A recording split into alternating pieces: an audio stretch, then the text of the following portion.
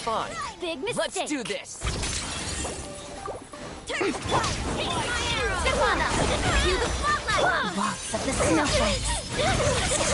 Let's test my hypothesis. Take a break.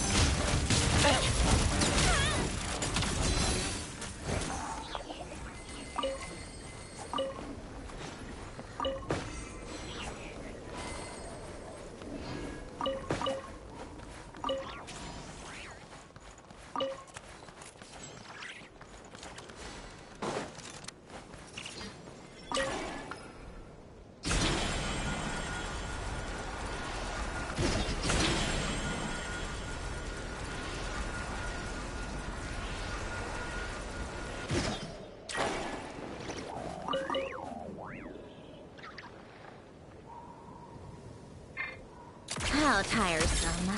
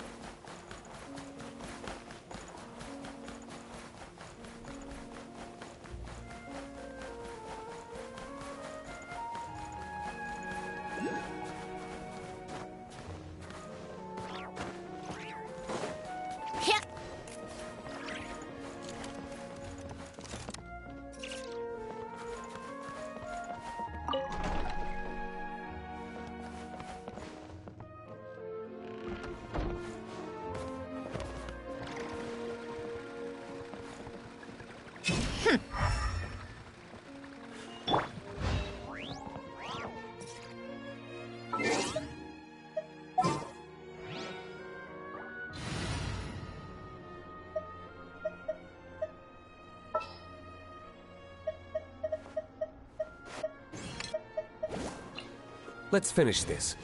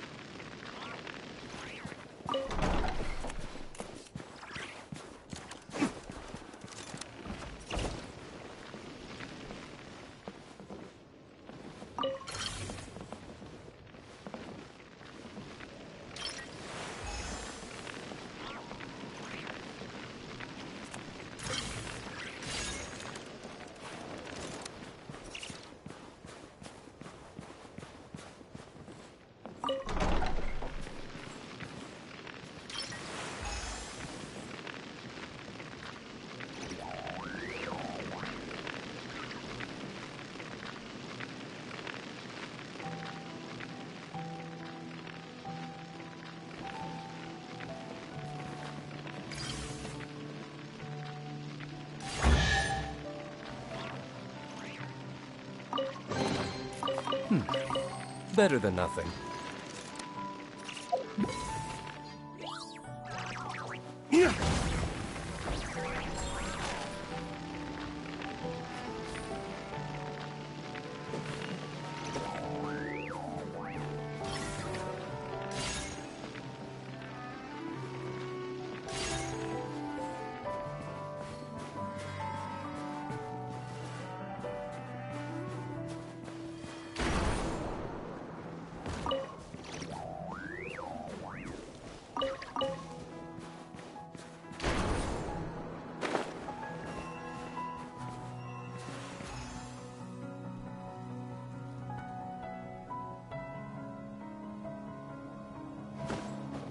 Flames, purge!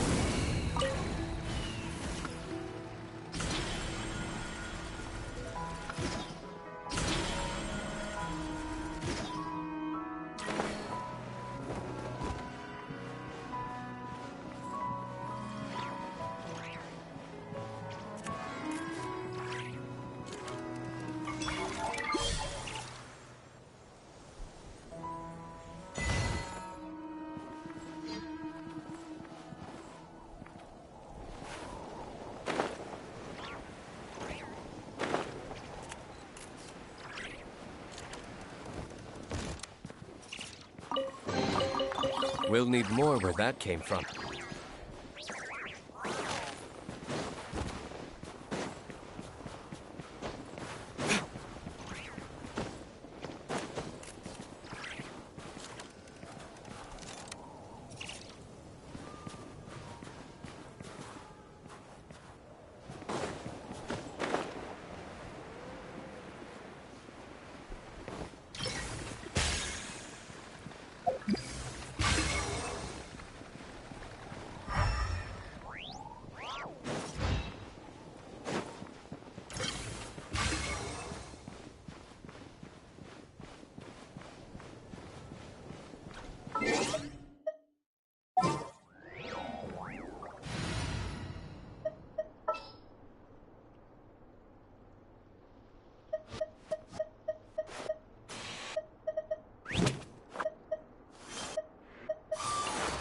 You can tell me anything.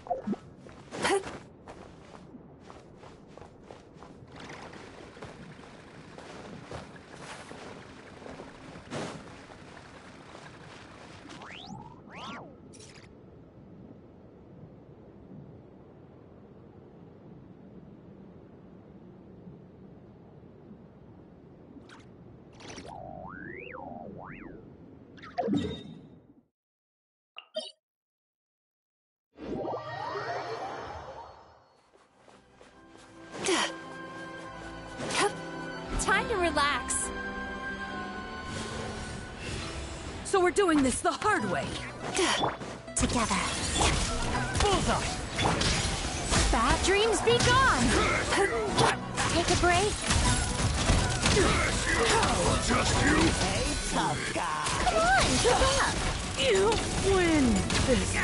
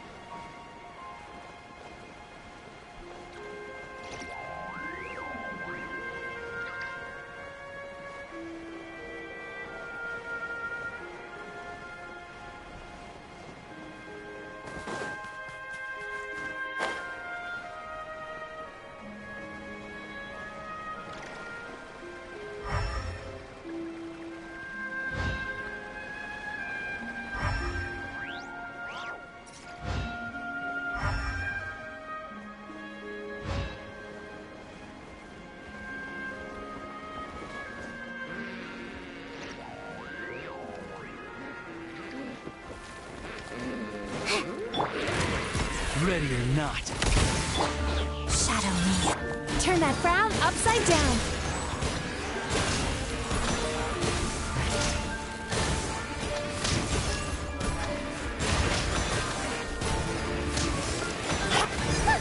What a joke. Take a break.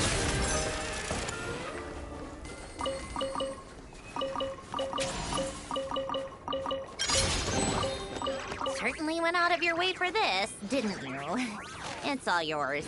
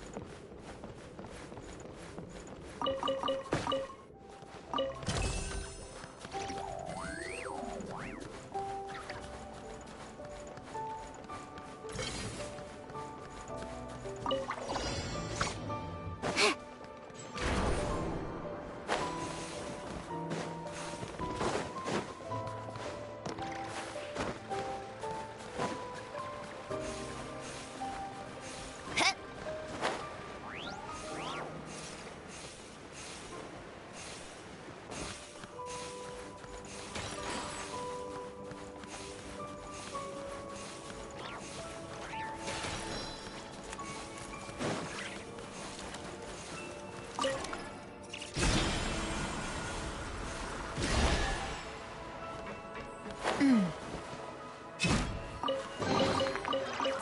what's inside? Not that I care.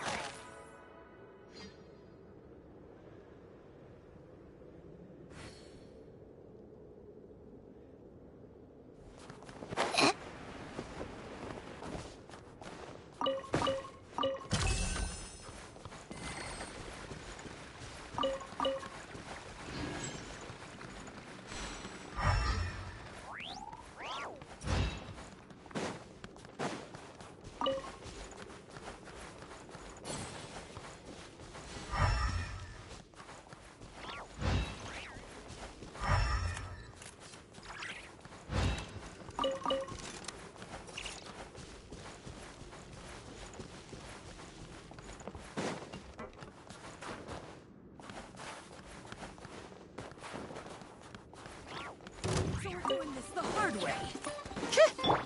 Together. Great spotted.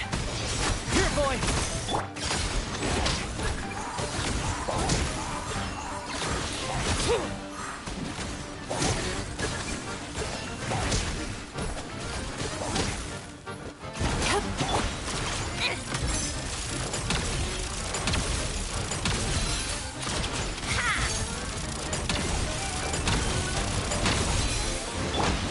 Crystalline Adagio. Come on, keep up. Take a break. Let's test my hypothesis. Cast your worries to the wind. Bullseye. Come on, keep up. How tiresome. Take a break. How tiresome. Shadow me. Good. Time to relax.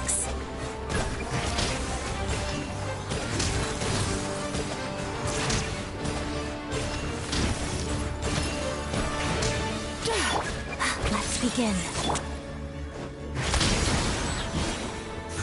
It's doggy dog. Come on, keep up. Take a break. How tiresome. Shadow me. One down. Sweet dreams.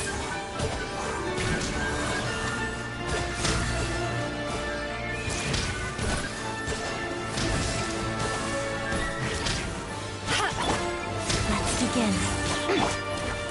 Great spotted. What a joke. Take a break. Come on, keep up.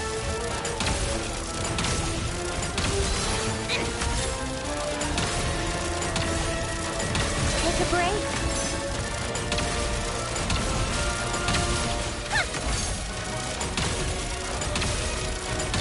Witness the snow swan's grace. Gun it. Come on, keep up. Ha! Take a break.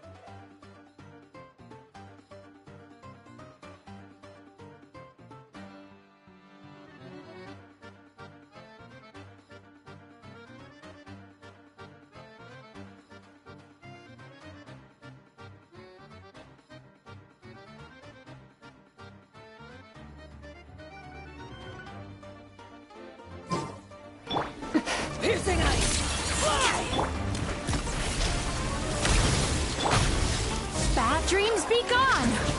Come on, keep up! How tiresome.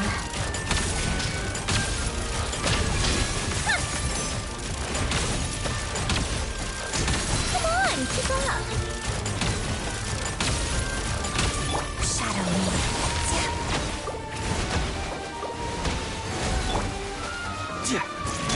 Turn that frown upside down.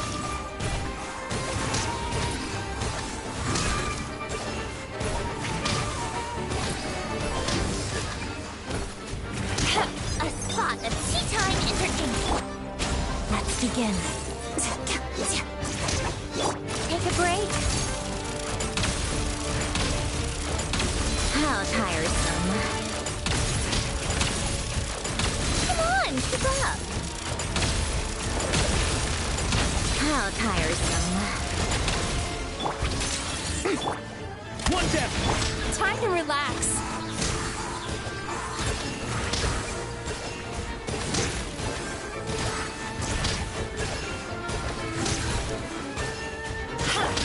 Crystalline Adagio. Bullseye. Sakura. Piercing ice. Cast your worries to the wind. Come on, keep up.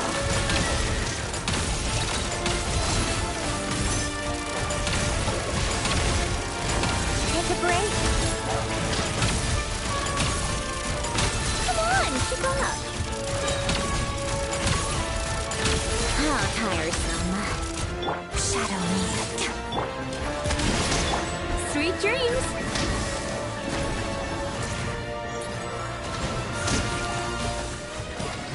Watch this.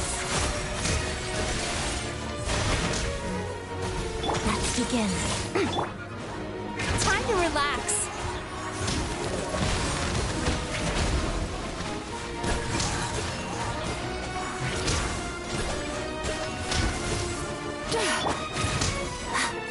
Together. One down.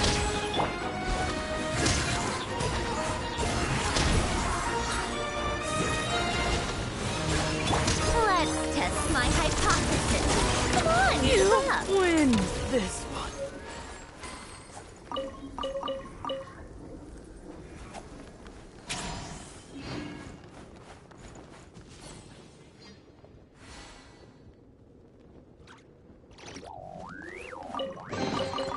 Huh? All that work for this.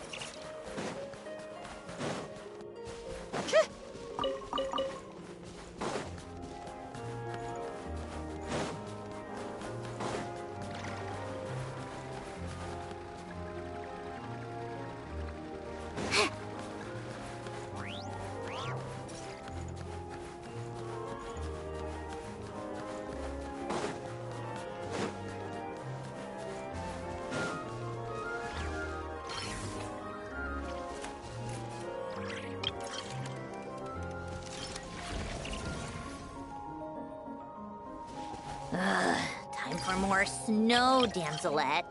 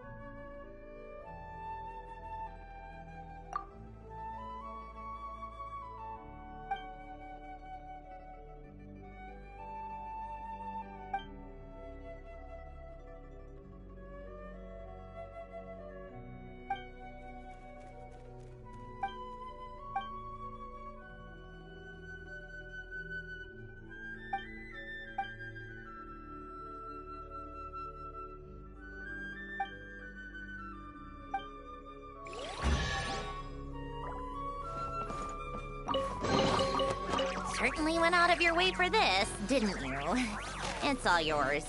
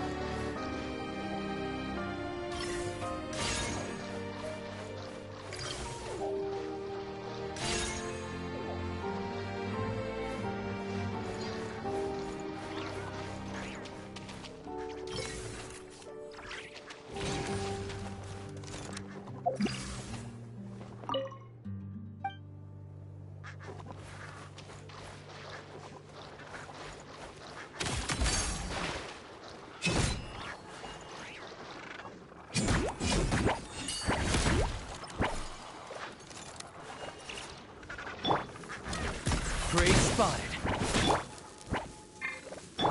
Turn that frown upside down.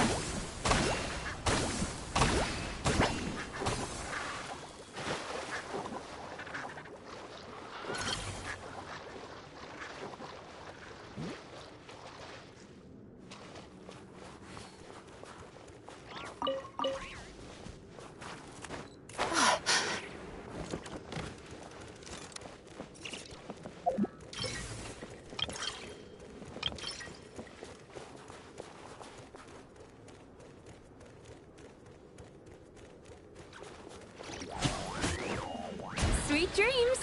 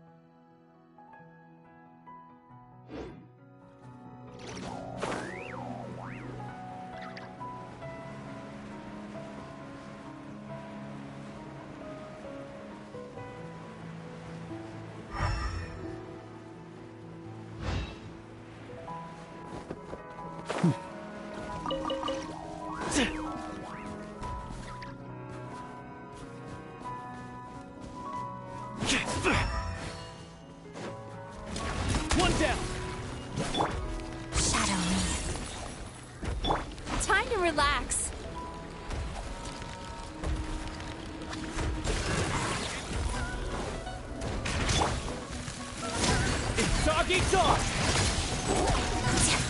Together. Bad dreams be gone. Turn that frown upside down.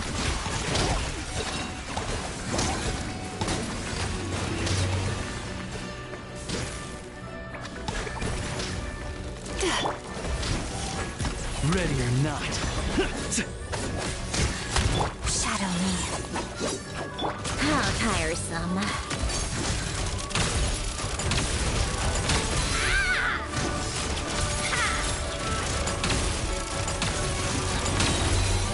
Walks of the snowflakes. One down.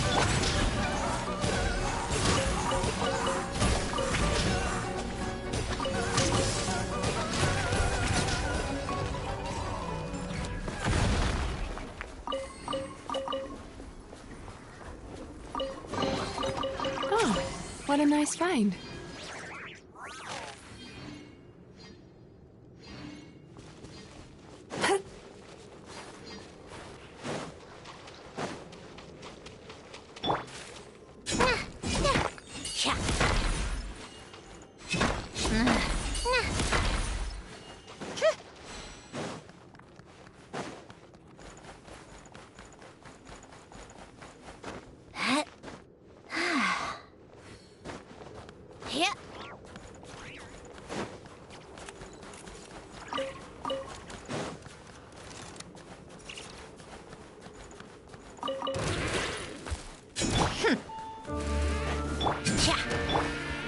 Begin. Good. Here, boy. What a joke! Come on, keep up.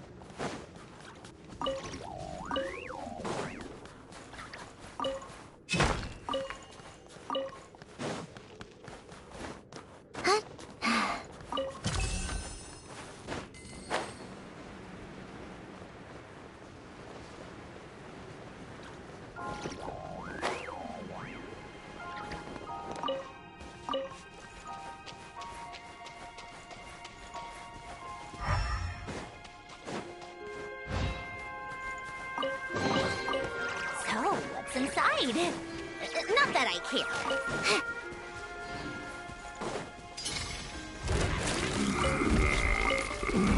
Shadow me. Cast your worries to the wind. Ready or not. It's doggy dog. How tiresome. Come on, keep up.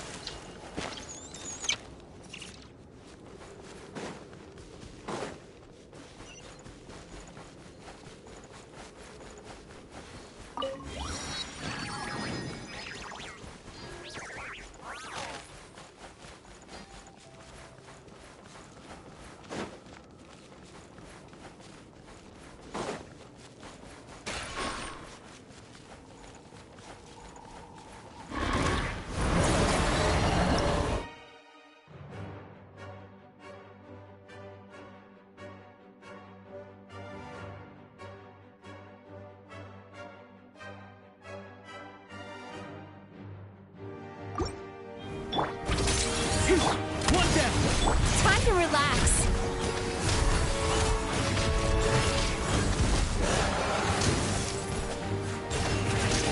crystalline adagio. Let's test my hypothesis.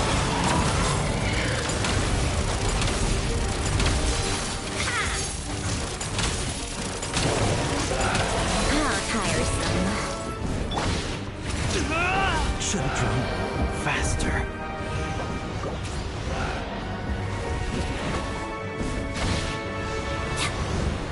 Bullseye! Turn that frown upside down.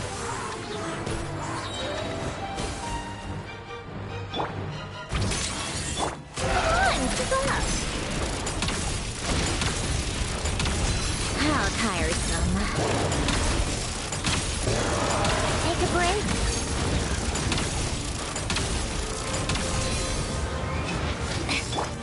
Yachan, Taechan, let's go! Gun it! Let's begin.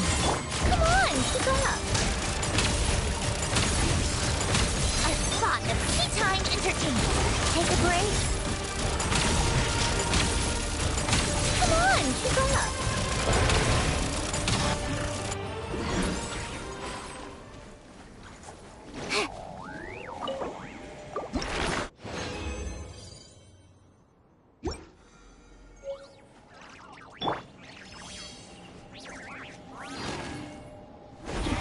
Witness the snow swan's grace. Guard! Back!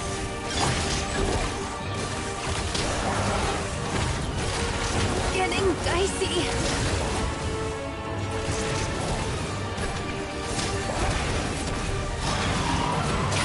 Shadow me. Bullseye! How tiresome. Take a break.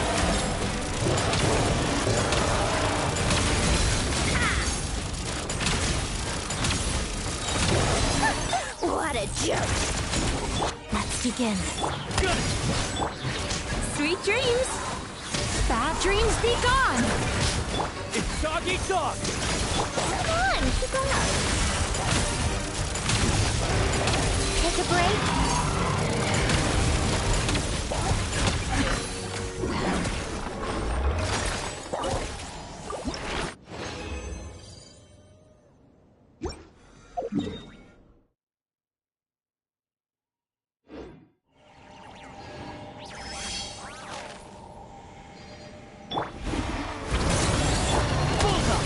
Turn that frown upside down.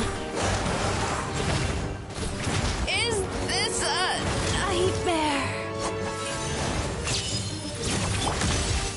Here, boy! A spot of tea time entertainment. Come on, keep up. How tiresome. Come on, keep up. Shadow me. How tiresome. Come on, keep up. How tiresome. Together. Gun it! Let's test my hypothesis. Come on, keep up.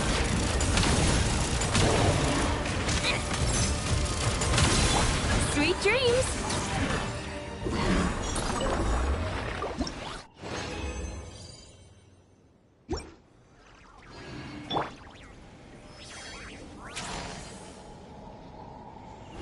Let's begin. Guard! Back!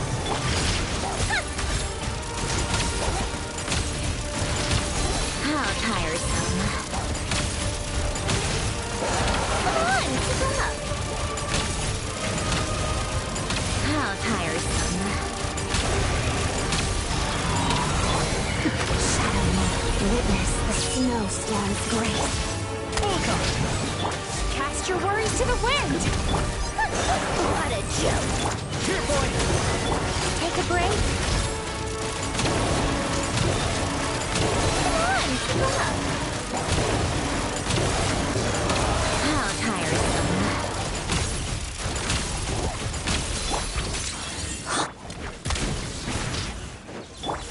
Take a break. How tiresome.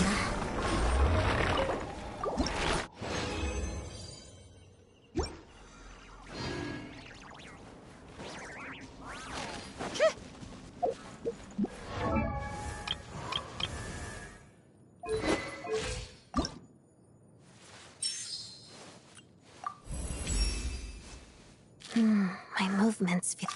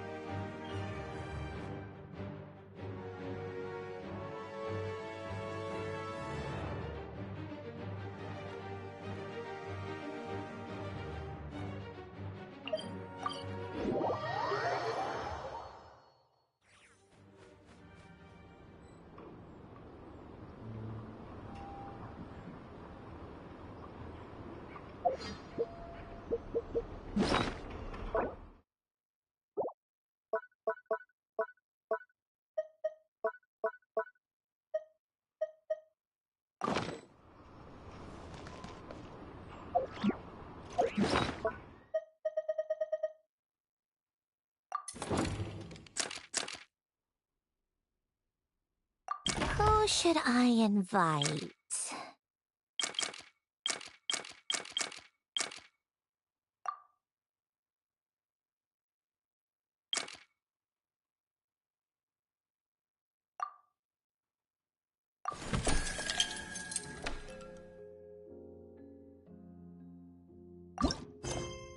I like...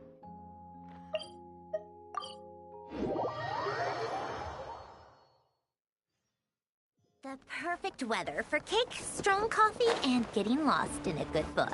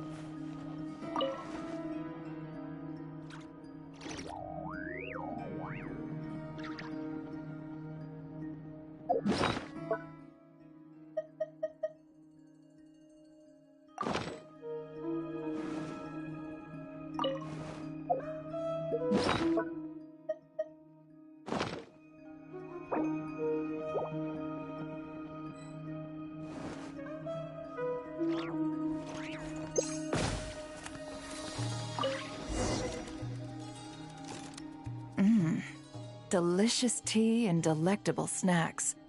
Thank you for your hospitality, Miss Sandrone.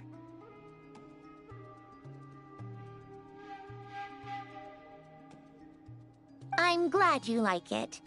I also brought some snacks for Ashru. Isn't that right, Ashru? Come here. There's a good kitty. I hope your warm feelings for Nodcry and the Curatorium of Secrets will prove beneficial to our future cooperation. I hope so too. Here, Ashru, try one of these. Also, regarding that matter I inquired about before... Your little paws are so soft. Miss Sandrone, don't tell me you use this tea party as a pretext to come here and dote on my cat. Huh? Me? I would never! I take my dealings with the Curatorium of Secrets very seriously. Ashru, come here. Aww.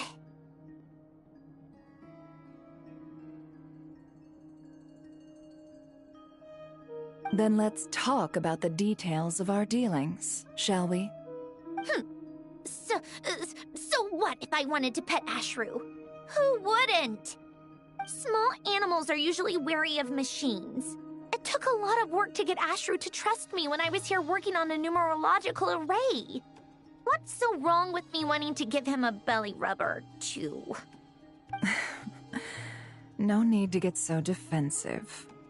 Go on, Ashru. It's not like it's my place to tell you who you can or can't rub up against. But once you're done petting him, don't forget we have business to discuss. Like I told you, I take our dealings very seriously.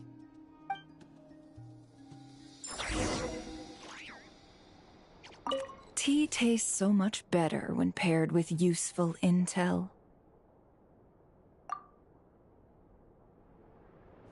Tea tastes so much better when... Oh, take care. And remember to drop by whenever you're free.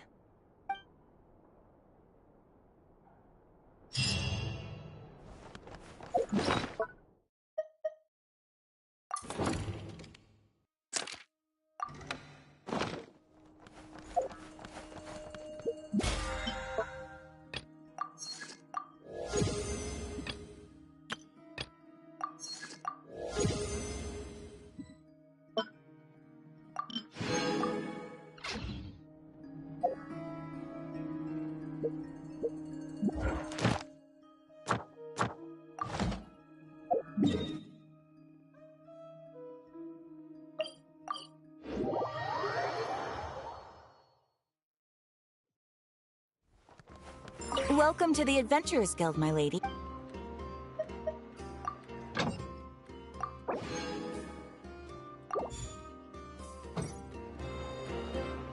Welcome to the Adventurers Guild.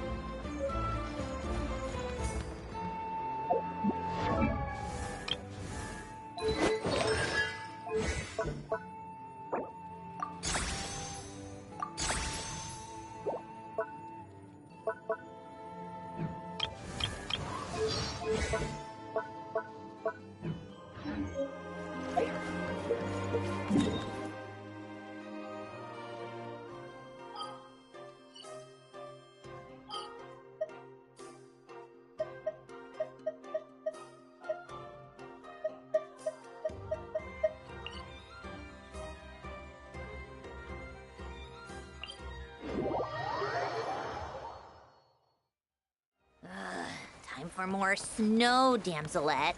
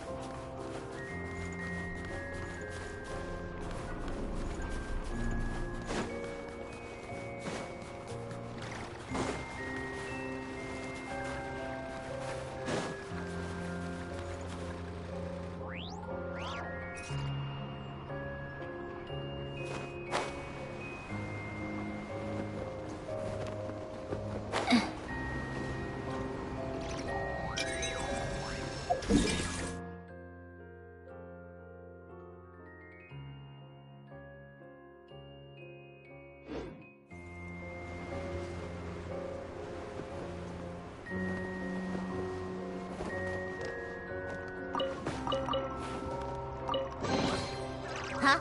All that work for this.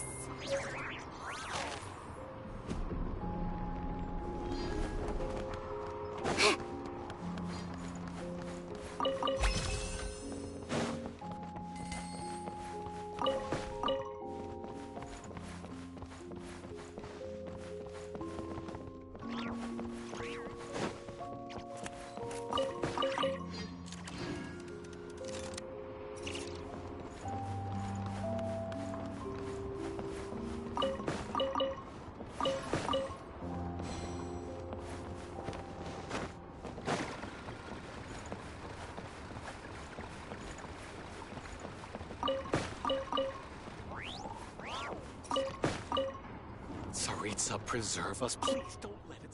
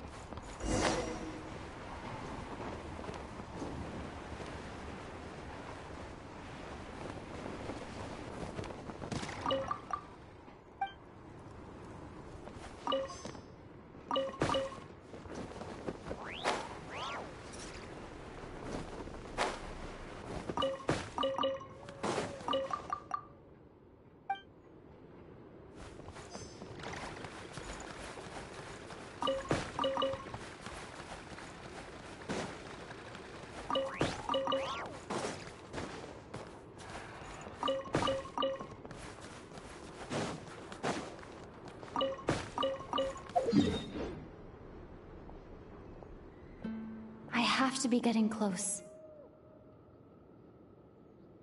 Don't go any further.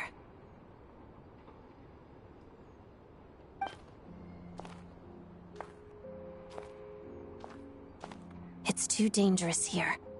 There's a highly aggressive monster on the prowl. You need to leave, now. Ah, I see. You're the backup from Snezhnegrad. Well, I'm Odette. Good to meet you. Ah, so this is Odette. She was the first member of the Fatui on the scene. There are 5 people trapped in the cave. Monster type is unknown, and so is its location. Let's go. Every second counts.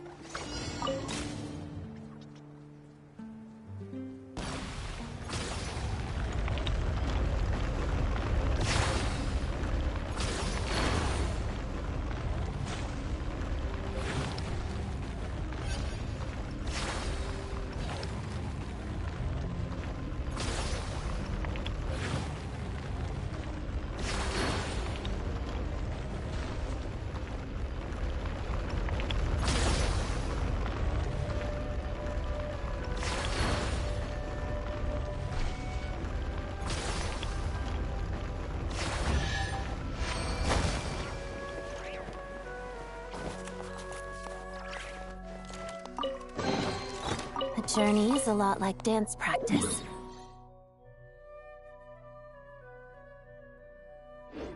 Every step.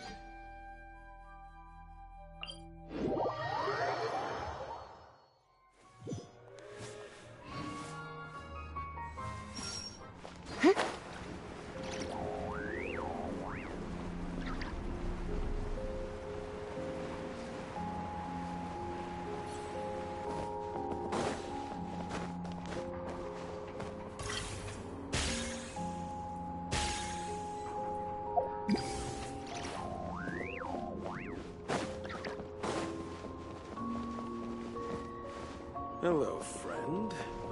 I'd like to ask you a question.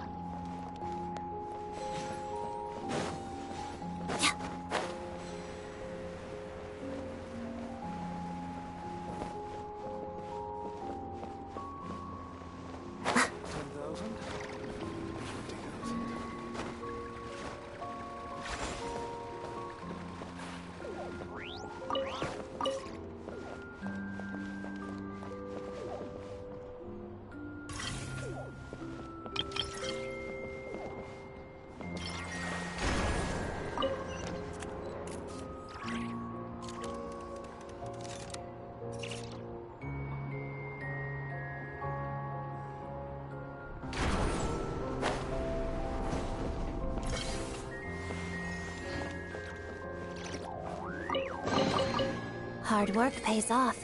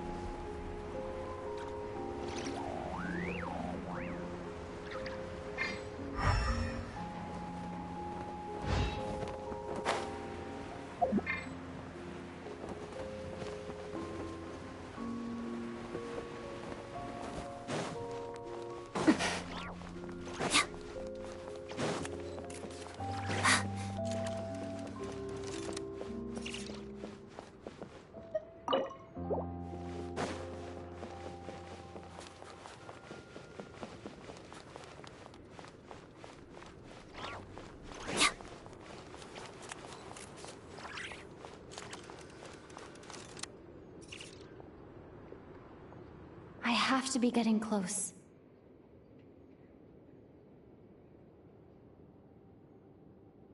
Don't go any further.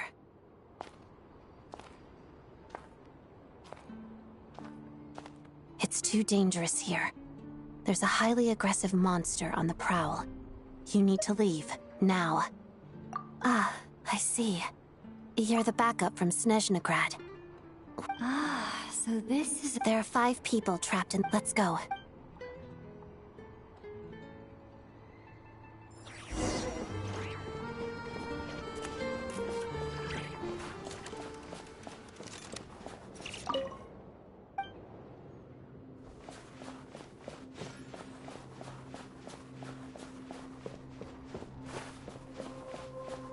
Careful. Something's moving.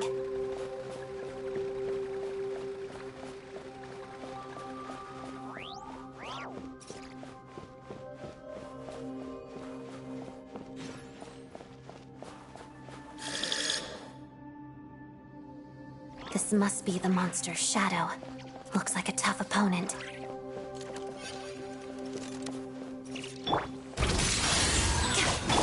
Take this!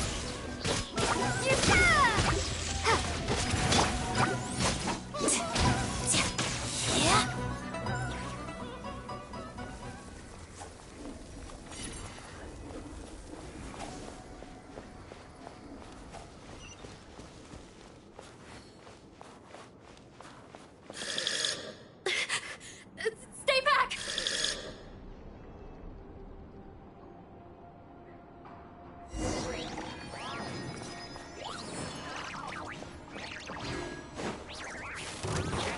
Crystalline Adagio. Padada.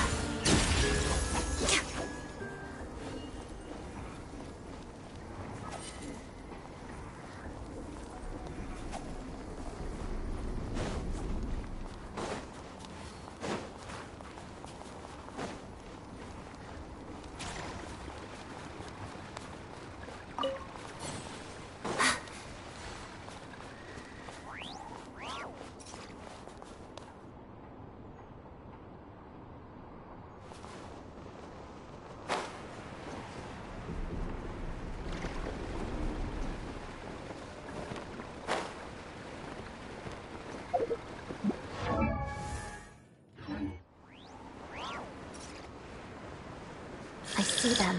They're right behind the monster. The monster seems very agitated. It could attack at any moment. Let's make the first move. Let's begin. Thunderclap! Lightning Flash!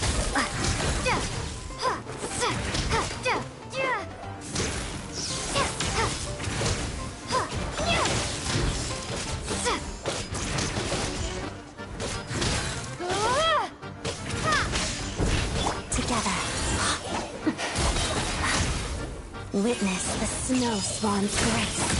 Pirouette. Bellowing thunder!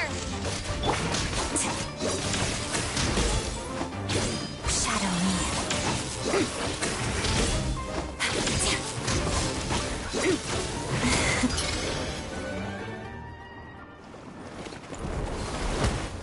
Oh, thank you for saving us.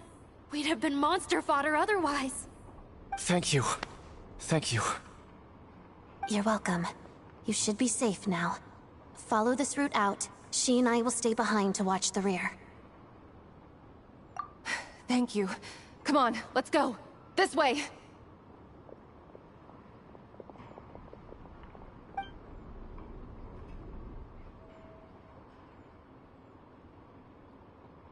I've searched the area. Pretty sure the monster made a tactical retreat. Yeah, but with us here, it won't be coming back anytime soon. It may be small, but don't be fooled. It's a ferocious beast. People are just food in its eyes. It's lucky we got here when we did.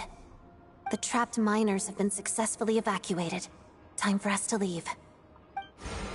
Wait, this place... There's... something unusual about it.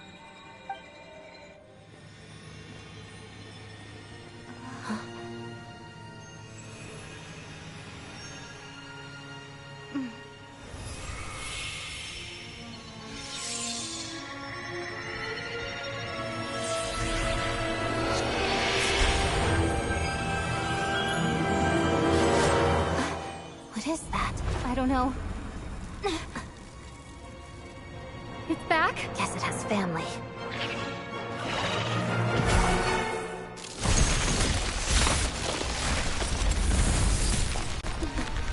This way. Run!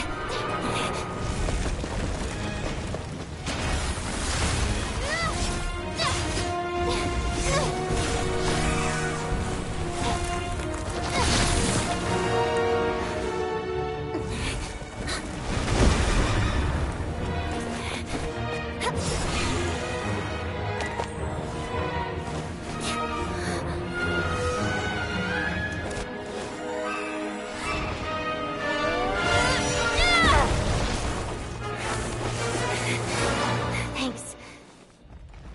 Let's get out of here.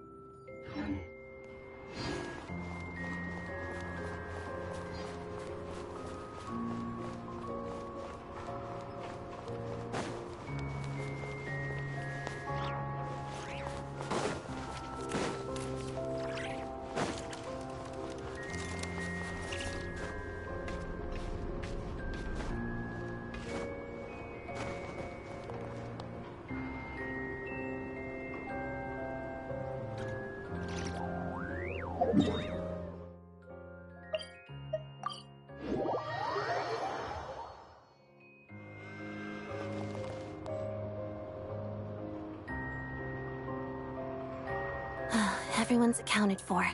We managed to rescue them all. We also placed a sign at the entrance to the cave, warning people to stay away.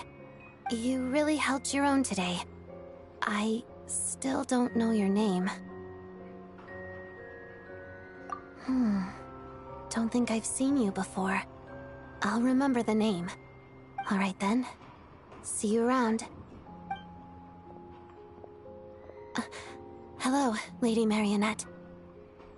I hear the rescue operation was a great success. I knew I could count on you. What brings you here, Odette? Here for a performance? No, a Fatui mission. I happened to be nearby and heard the crash. She hasn't introduced herself then. Odette is the prima ballerina of Snezhnograd. She's quite the celebrity. If you ever hear people mention the two crowning jewels of the Korailievsky troupe, they're talking about Odette and the prima donna, Vodianitsa. On top of that, Odette's also a rising Fatui star. It's looking likely she'll inherit the title of the Fair Lady. She learned all her combat skills from Rosaline herself. Used to be one of her most valued subordinates, too. You flatter me, Lady Marionette. If she's Rosaline's protege, that makes me... never mind. There's no need to bring it up. No point making things awkward. How's progress on your end, Lady Marionette? Equally successful. I finished reinforcing all the equipment. Took me a little longer without Polonia's help. But the outcome is the same, of course. Even if the heavy snowfall summoned by that monster lasts for another 3 months straight, this equipment won't give way. All right, now that we're done here, it's time to get out of this blizzard. Sure, but Snezhnograd will send someone to investigate and draw up a relief plan. And I guess I'll have to write the incident report myself this time, since it involves a mechanical malfunction. First, Pantalone needs to approve the budget, then Pulcinella has to sign off on the plan. Once they've argued it out and reached a compromise, we can move forward. That's the rough process anyway. Could take anywhere from a couple of weeks to a couple of months, depending on how smoothly it goes. Yup, nothing we can do about it. There's a whole stack of incident reports like this back at the office. The snow has eased a little for now, but there's no telling when that will change with that monster still at large. Fuel for heating is in short supply, and relief is weeks away. There's no immediate threat to life, but still, it just feels like there should be a better way. Hey, quit daydreaming. Let's get back to Snezhnograd. When did you get a new sword? I found it in a cave. It handles pretty nicely. You have a strange affinity for second-hand swords.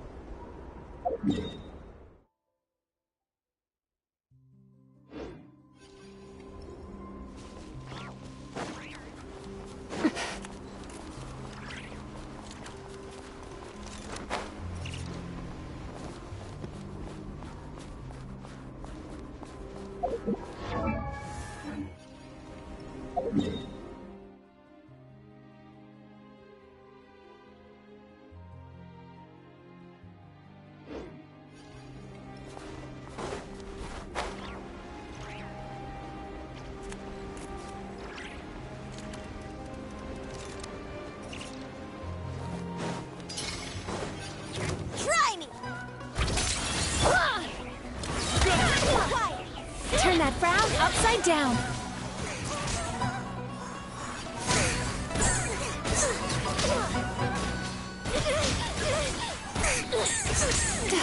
Score! Back! Come on, keep up.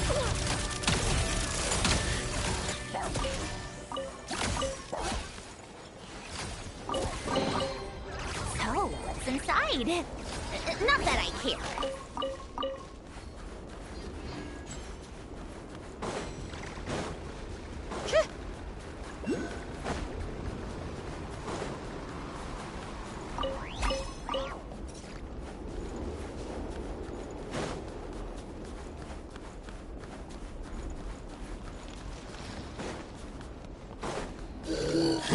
Crystalline Adagio. One down!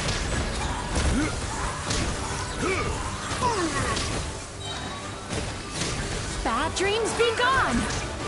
Take a break. How could this be? Huh? All that work with this.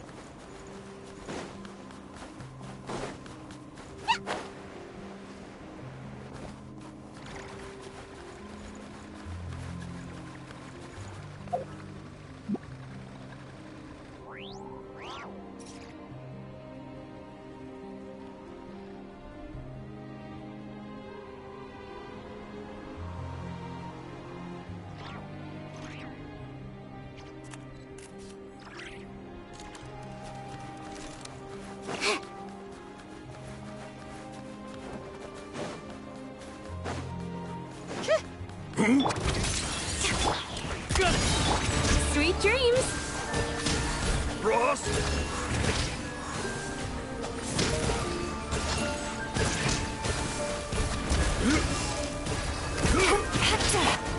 Come on, keep up.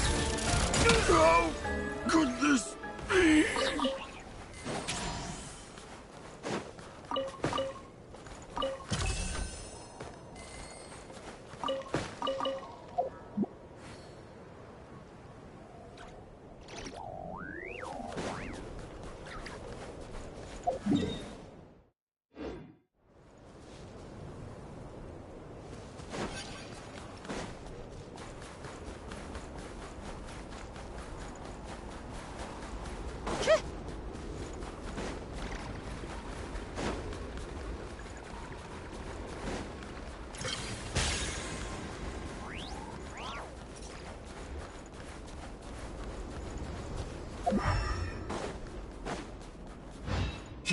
Let's begin.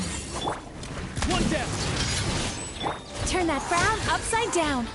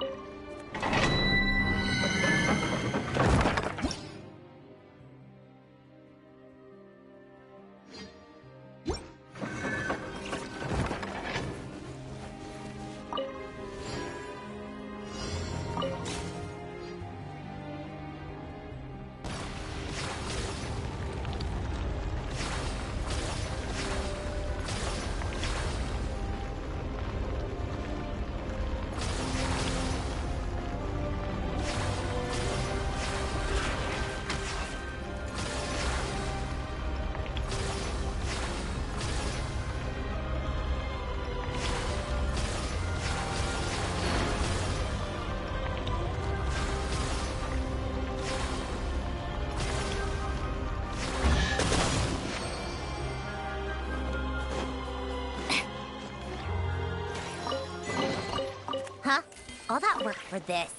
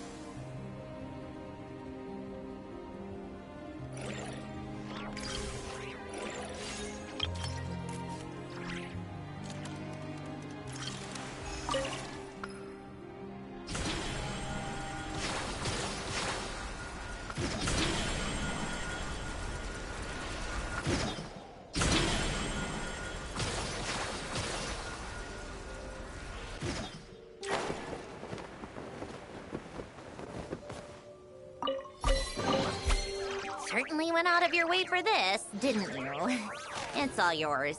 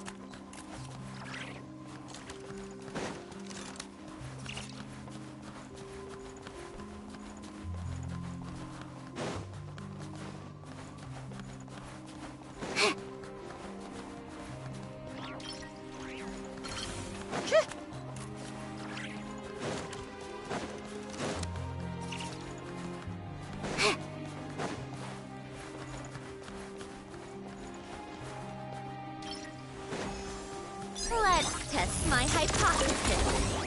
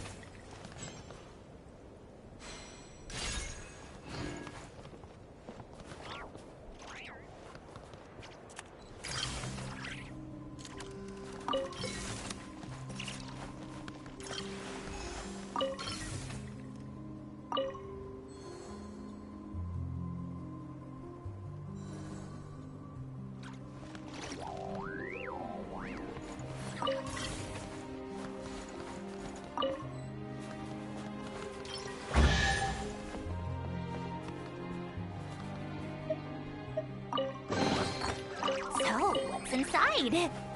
Not that I care.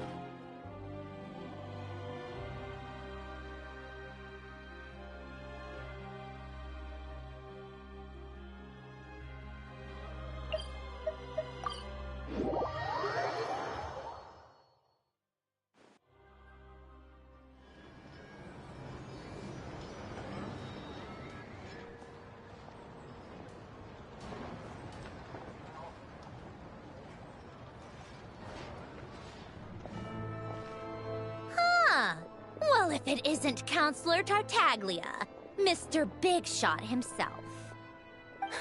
Go easy on me, all right? I'm still recovering from the interrogation the real big shots put me through. Hey, comrade, it's been too long. I heard you came looking for me earlier. Nicest surprise I've had in a while. Good to see you too, Odette. I'm guessing you guys just got back from Sviatlo Lajdovka. How'd it go? Crisis averted? It went fine.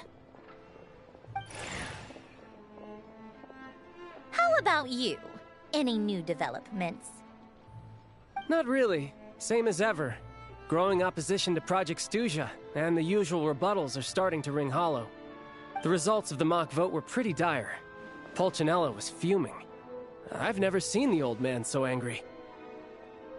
That's not good news. It takes a lot to rattle him. Yeah, obviously if push comes to shove, there are ways to crack down on dissent. But... Sorry, I have to ask something. This is going to sound blunt, but may I? Huh? Of course, fire away. It sounds to me like everyone's tearing their hair out trying to figure out how to deal with opposition to Project Stuja. But what exactly is this project's purpose? And how can it be so important that even people like you two refuse to stand up for the ordinary people of Snezhnaya? Interesting. I gotta hand it to you, comrade. You sure don't mince your words. Excuse her? What does she mean? Refuse to stand up for ordinary people? Oh my gosh. How does she dare speak to the Harbingers like that? Are you interrogating us now? It's okay, Sandrone. Let me explain. I think I understand where she's coming from. If I could, I'd take your side right now. In fact, my position's very similar to yours. I've only held back on casting a dissenting vote in the Vecha because the Tsaritsa would never let me get away with it. Still, I have a responsibility to the Fatui armed forces, so I do what I can to make their voices heard. Most of them are just regular folks from small towns far from the capital. I'm sure you've seen how much those kinds of places are struggling right now. Oh, and for what it's worth, I'm from Arepasak myself. Things aren't going so swell there either. The Tsaritsa wants to create a better, safer future for the people of Snezhnaya, but she's thinking long-term. I don't doubt that from where you're standing, Project Stuzha seems to be creating all sorts of issues for everyone.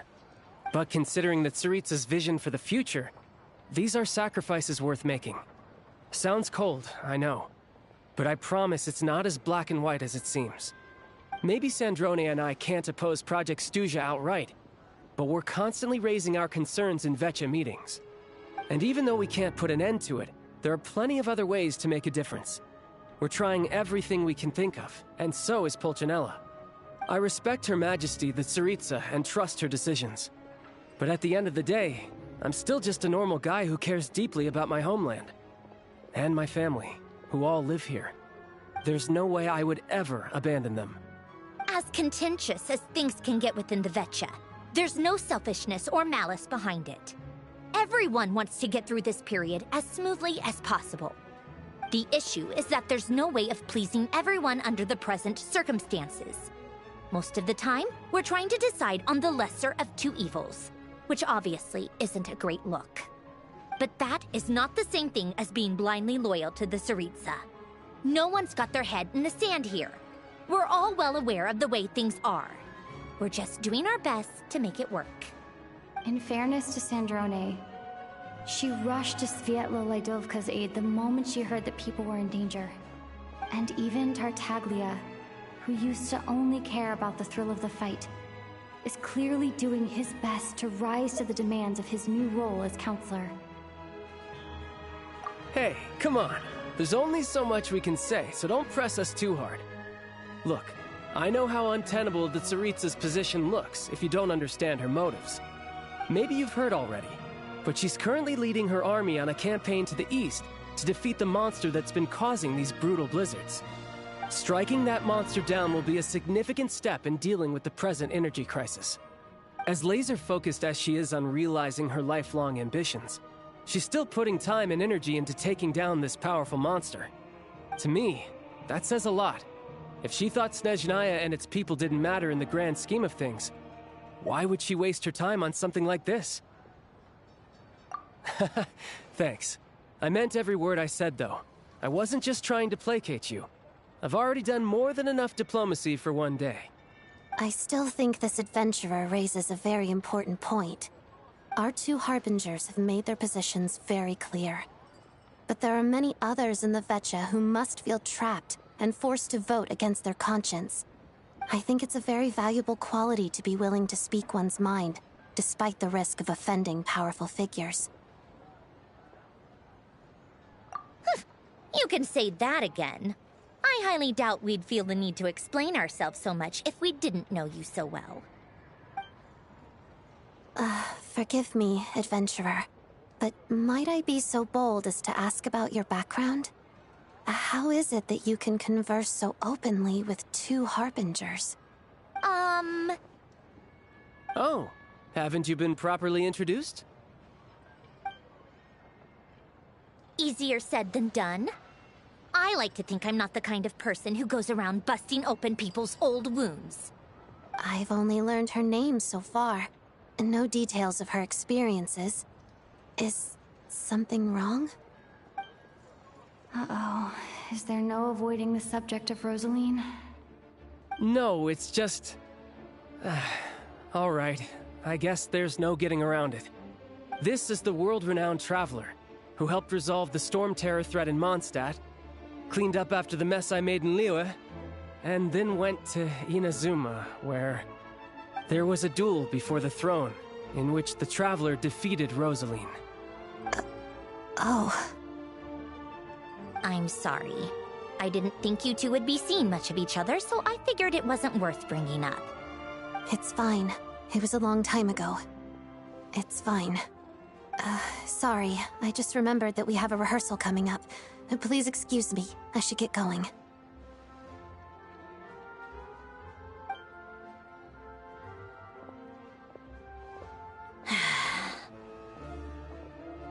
I've mentioned this to you before, remember?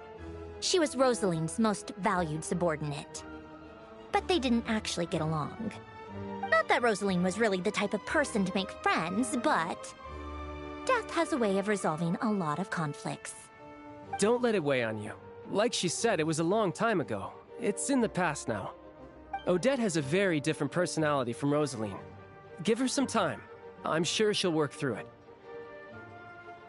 Oh, by the way, where's Paimon? It's not like her to hide away. She hasn't been feeling well, so she's resting at Pavorier Restaurant. I got a couple of my people to look after her while we were gone. Oh, right. Sorry to hear that. Poor thing. Reminds me of when Tonya was little. She really felt the cold back then. Used to get ill all the time. I felt so bad for her seeing her lying in bed, coughing. She was so mature for her age, though. Whenever someone came to visit her, she'd greet them with a smile and would never complain. I'm sure Paimon's a good kid, too. You're a little short on manpower, right? Let me have a couple of my people take over for yours. I'll send my most capable and reliable. They'll make sure Paimon can recover in peace. Well, that would be great. Your people are more qualified. Hey, don't mention it. I'm sure you have things to do. Hopefully this takes a load off your mind. So no more accusing me of not being on your side, all right?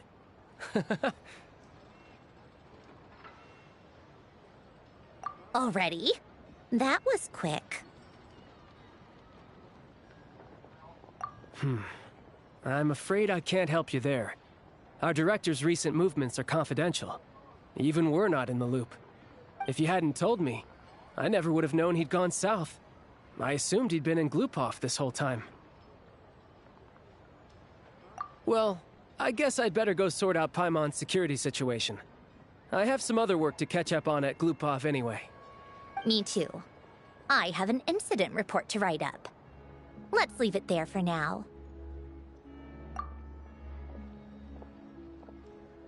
I guess everyone's in a difficult position. But Tartaglia's right. I have things to do. Things I want to do, and things I ought to do. To start with, I should go ask Alosha if he knows of any way to help Sviet Liledovka.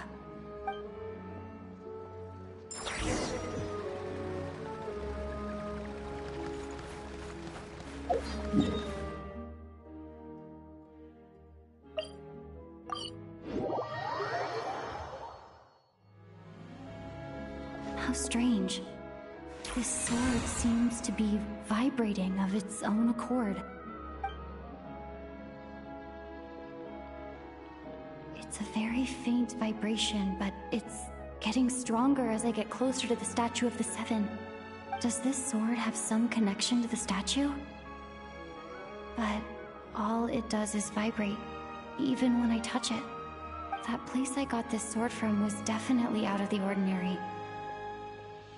Maybe I should try channeling the power of cryo?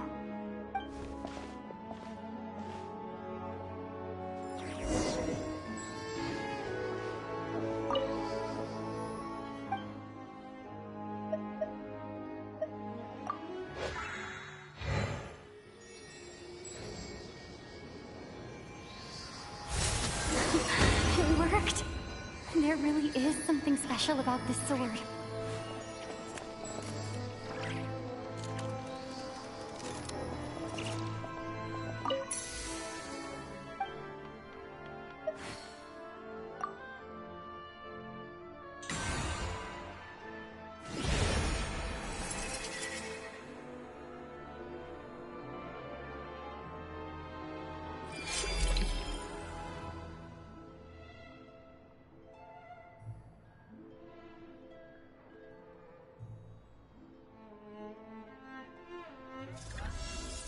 I don't really understand what just happened, but I'm pretty sure this sword just got a little more powerful.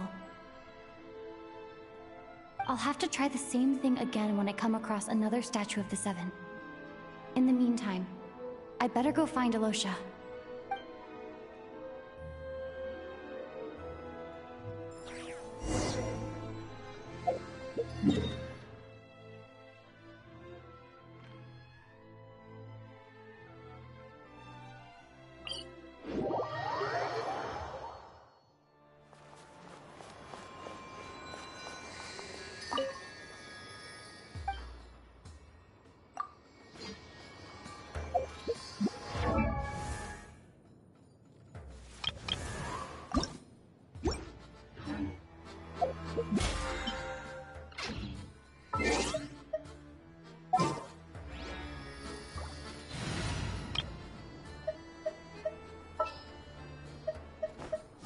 This world is full of unsolved mysteries. And Kate!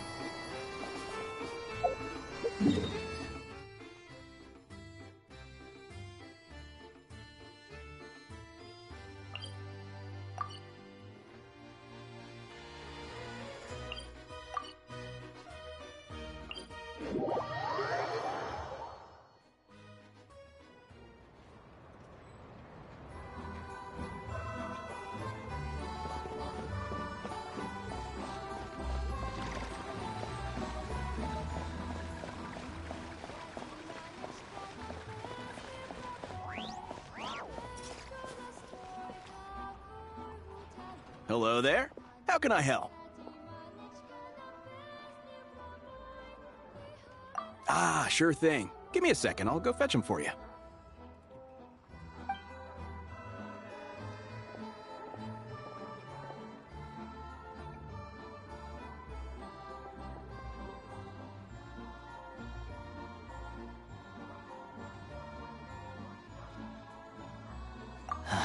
It's a familiar story.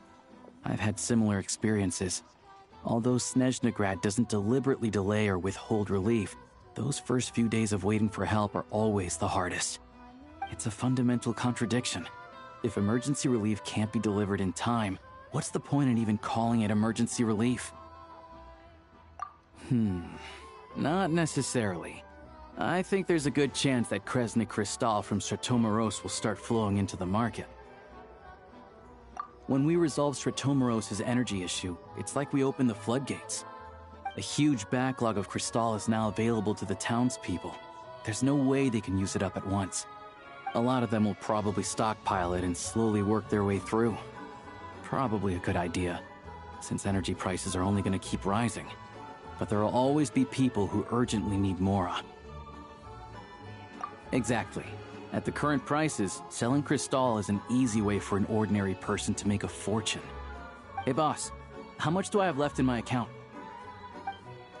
1 second, let me check. So, you're planning on buying the crystal out of your own pocket? Yeah. I don't know if I have enough, so I'll chip in a little extra and buy as much as I can afford. No, it's fine. You're new to Snezhnaya, and you have your own living expenses to worry about. Besides, you're already providing the train. Here's your Mora. See what you can find at the market. But I doubt there'll be much crystal left. Yeah, well, can't hurt to take a look. Let's see. Huh?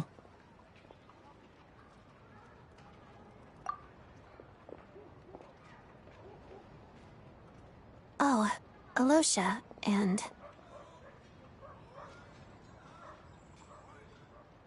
Hello?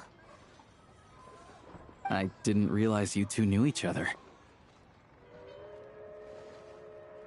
Yeah, I take on some odd jobs in the city to supplement my hunting income. Sometimes I work as a cleaner or prop hand at the theater where Odette is one of the big stars, so I've met her a few times. When the weather's as bad as this, it's better for a hunter to adapt than to keep looking for game. Yes, and we sometimes need extra help.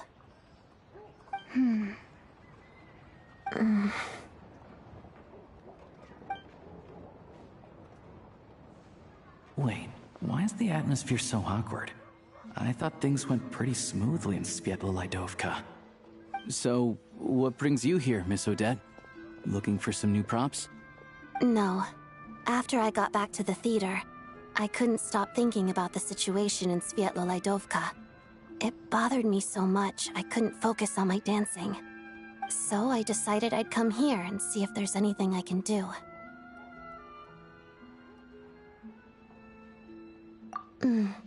You too, I presume. I suppose that's why you're here. I didn't feel comfortable expressing my true opinions in front of the Harbingers. Not least because ordinary Fatui like me don't even know what Project Stuja is all about. Without knowing the full picture, I can't make sense of it. And at some point, if things aren't making sense to me, I can't just keep going along with it. So many people feel the same way. They wish they could do something, but all kinds of reservations hold them back. Explains why groups like the Roadcott are springing up to fill the gap. Yes. Well, that's one option. But there are risks to consider with organizations like that. The Fatui does not encourage their activities. Right, because things can get out of hand, and it's hard to hold the right people accountable when they do. I've heard about a few cases like that. Sandrone said Odette was on track to inherit the title of the Fair Lady. If so, she'll be able to find out what Project Stuja is really about. Still, it's probably a little soon to ask her about that. There may be more to the story. What's on your mind? I think we can both agree that no matter which side you're on, it can't stop you from doing the right thing. Where there's a will, there's a way. I know what Rosaline did while she was abroad. You made the right decision, so no hard feelings. So, what's your plan? Oh, we were gonna buy some Crystal. I heard there's some on the market right now. Funny. I had the same idea. In that case, let me pay. I can claim it back as mission expenses. The real issue here is that government relief is behind schedule. Surely it makes more sense for the state to cover these costs than for us to pay out of our own pockets. True. It's a huge expense after all.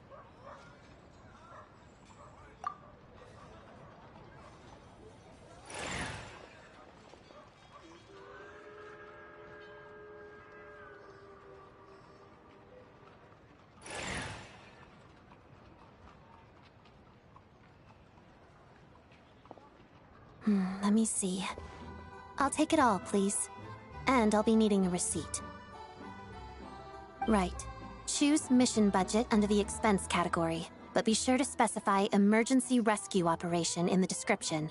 Otherwise, the normal reimbursement limit will apply. Let's book this train. Regulations say that if we need to transport Kresnik Crystal during Project Stuja, extra carriages can be added 1 hour before departure.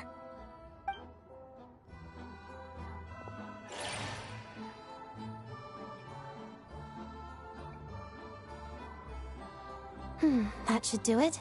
The train will be escorted to its destination by Fatui guards. This is my first time seeing you handle Fatui affairs, Miss Odette. It seems you're as skilled an officer as you are a dancer. You flatter me. It's only because I've been doing both my whole life.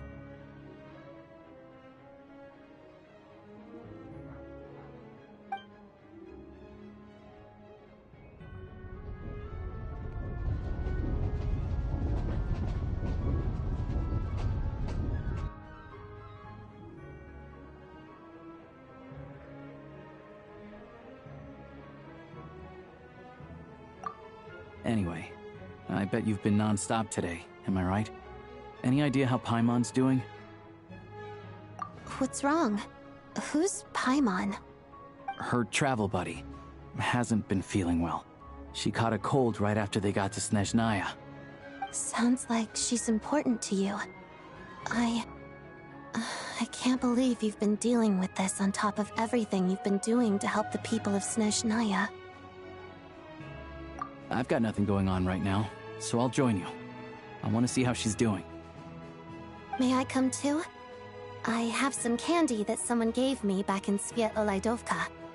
Plus, I know a little bit about relieving cold symptoms. All right then, let's go.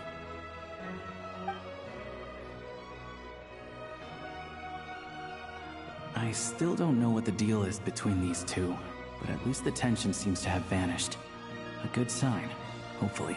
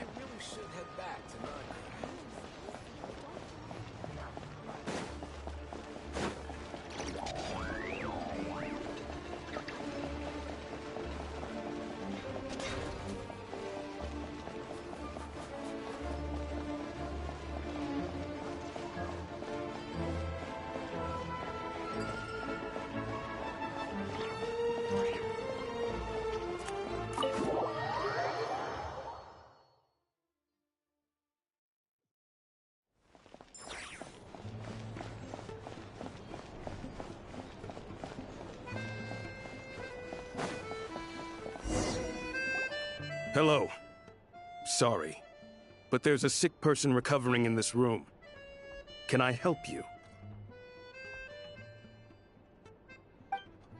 What happened? Oh, please, excuse me. Are you the Traveler? Could I take a quick look at your Adventurer Handbook? Master Child said I should verify your identity.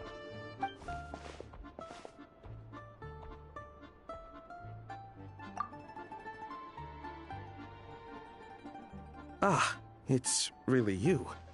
Sorry for the inconvenience. We're under strict orders from Master Child to keep this room well guarded. At the same time, we can't interfere with Podvoye Restaurant's business. That would only seem all the more suspicious and draw unwanted attention to this room. Besides myself, a few of my colleagues are stationed in and around the restaurant, in plain clothes, of course.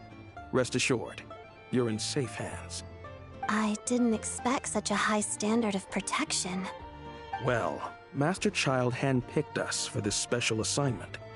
We're not about to let anything go wrong. Anyway, I won't keep you any longer. Please, head inside.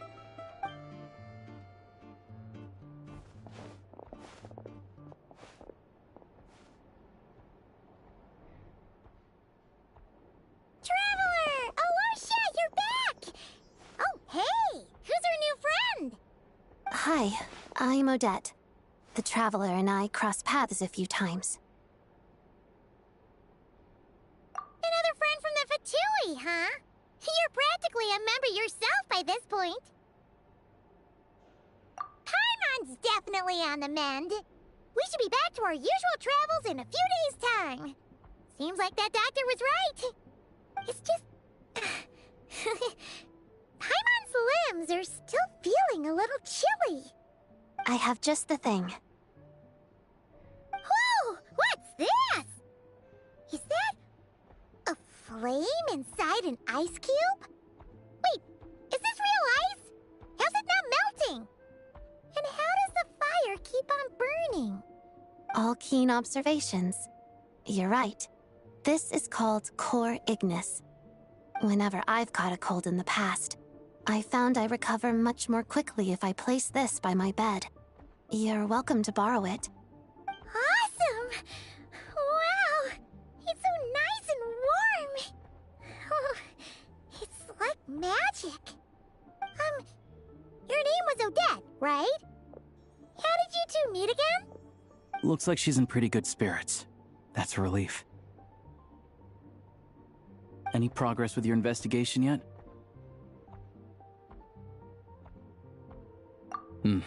No surprises there, I'm sure. They're not likely to let anything slip. The Rokad, huh? Let me think. Members of the Rokad keep their true identities hidden, but... I think there might be someone I can introduce you to. Leave it with me. Meet me at the Korolyevsky Troop tomorrow, and I'll tell you how it goes. Would anyone like a drink? I'm gonna head to the bar. Paimon will have... maybe some hot milk? Yeah. Paimon's in the mood for something warm. Enough with the secret chat, you two. Let's catch up properly in a minute. Paimon wants to know everything that's happened today. It'll be kinda like Tabletop Troop. No reason why listening to a story can't be an adventure.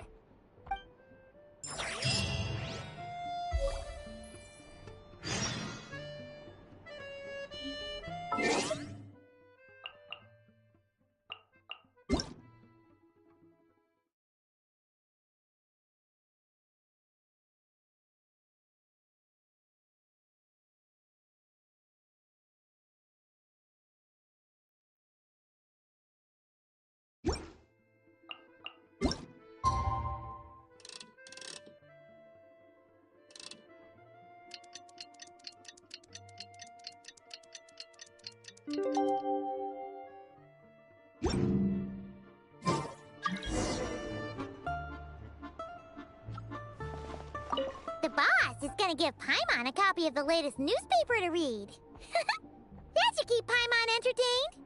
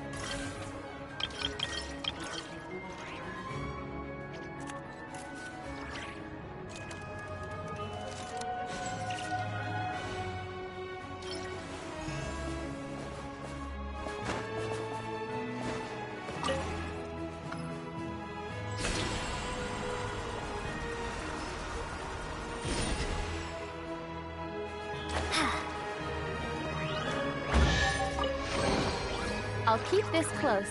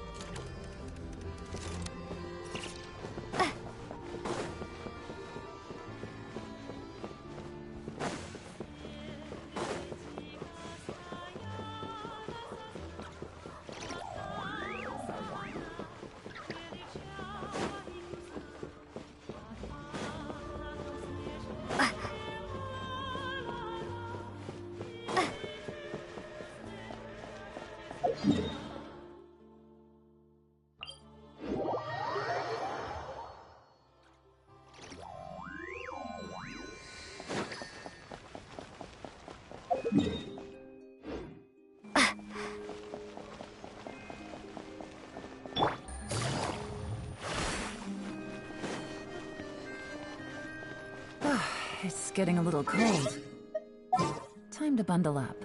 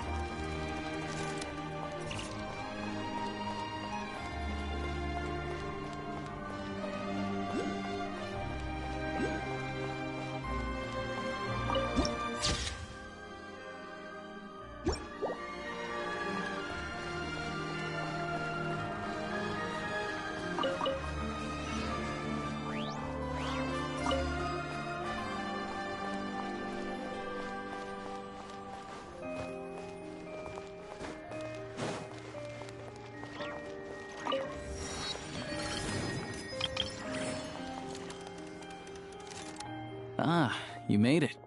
I've got some tickets, and I managed to set something up with the Rokot. It'll have to wait until after the show, though. Happy to stay and watch? I doubt you've seen the Korolyevsky troupe on stage before. Pleasure. Here, this is the way in.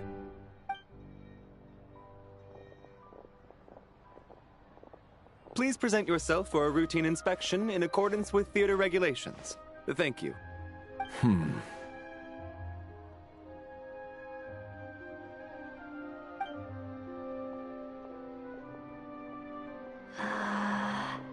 Is that guy with the fatui? Looks like he's waiting for something. Okay, all done. Thank you for your cooperation. Please proceed through to the theater.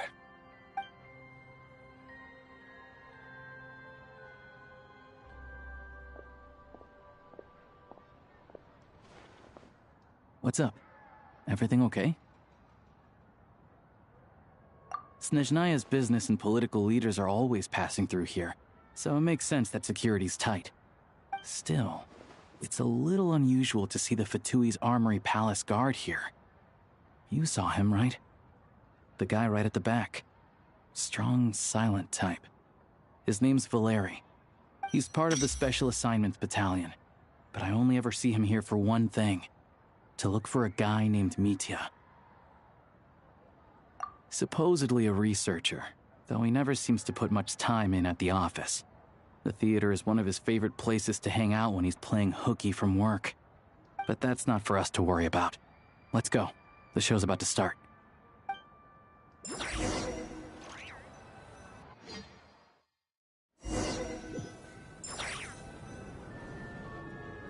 What do you think? Pretty impressive, huh?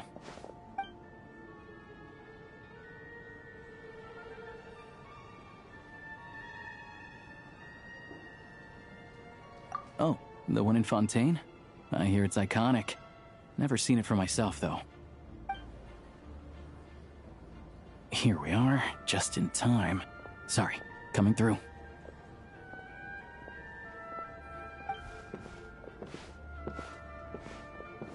If you're gonna show up late, keep your mouth shut. What's his problem? Whatever. No point arguing with people like that.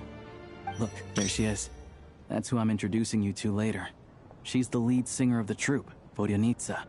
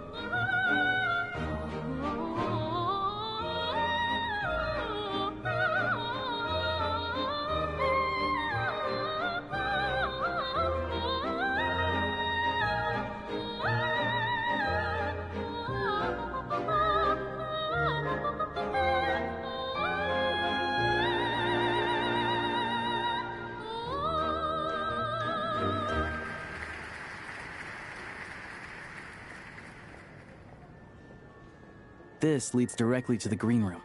They're expecting us. Vodyanitsa will be waiting for us there.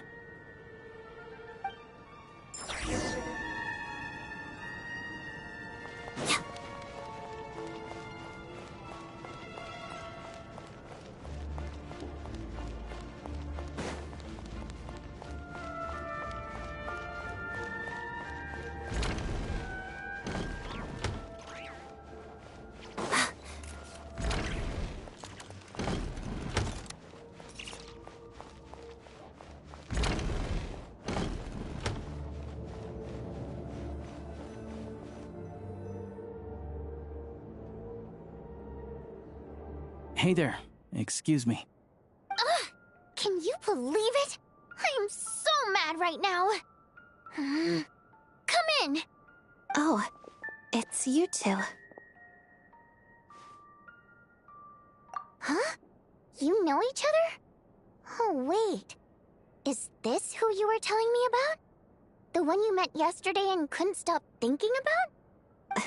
I never said that. Yes, you did. Why are you denying it? It was right before I went on that rant about the moody factory owner. Oh, I remember it so clearly. Might I ask what brings you two here? Oh, I just brought her here to see the show. And when it finished, she was full of praise for Vodyanitsa's performance. So I thought I'd try my luck, see if we could get the chance to chat for a bit. Maybe get an autograph? You work here. You of all people ought to know that's against the rules. It's not what the green room is there for. Oh, what's the big deal? Come on, don't be shy. I can give you an autograph. You can take a picture too if you want. Do as you please. I finished all my shows for the day. I'll leave you to chat.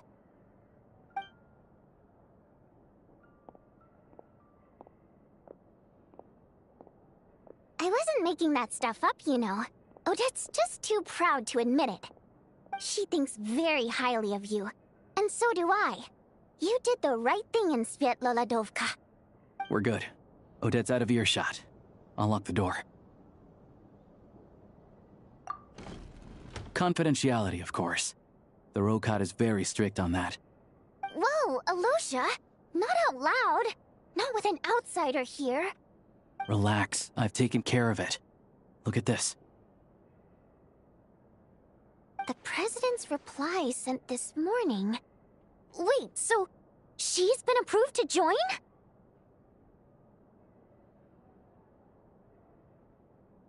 You told me last night that you wanted to get intel from the Rokot. Unfortunately, Rokot intel is only available to members.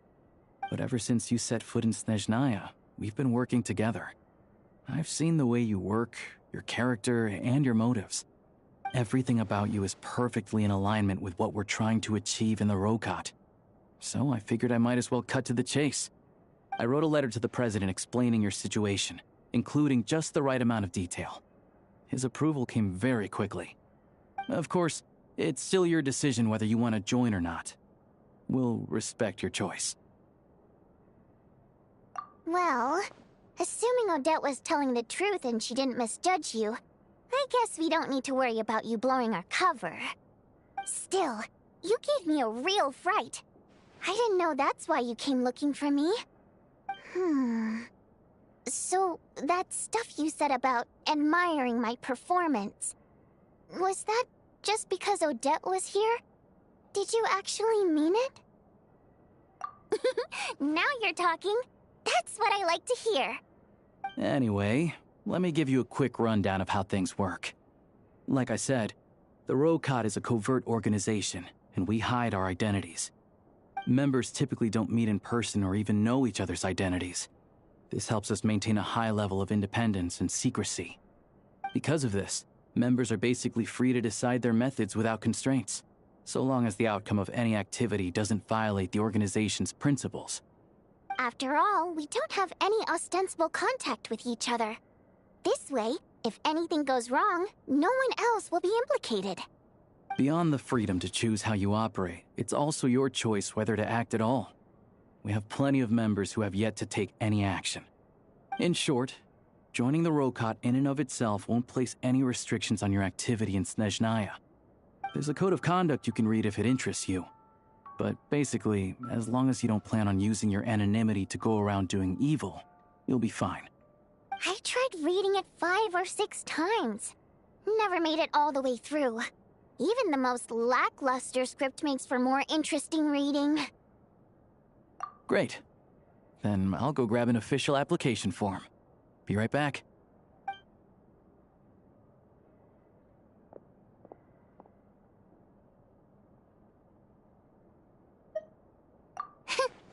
Well, Alosha has this pet dog, you see.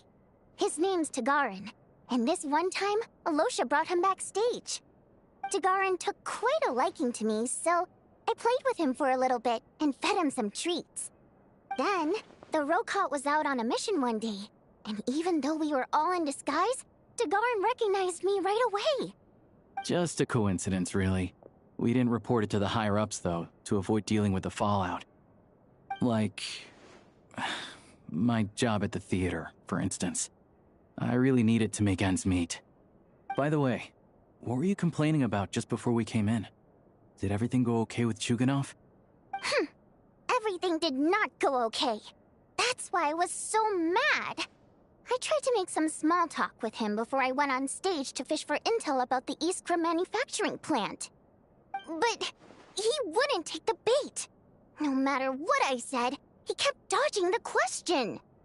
And then he started complaining. He said he didn't appreciate his second-rate seat in the stalls because he usually gets a private box. I mean, what did he expect? Everyone knows that if you want a box seat, you buy a ticket well in advance.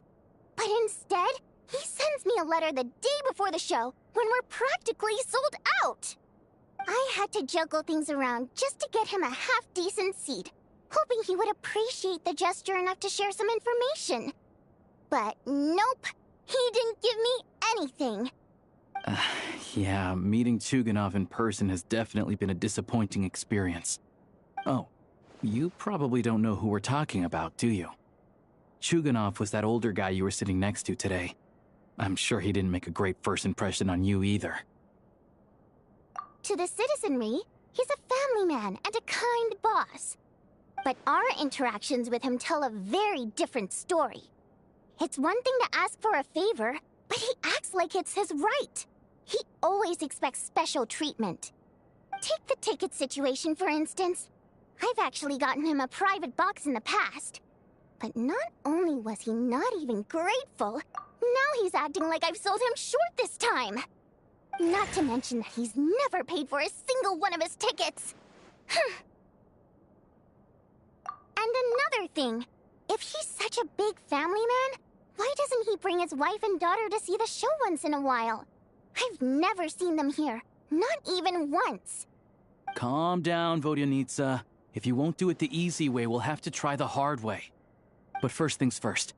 Here's your application form. Go ahead and fill it out.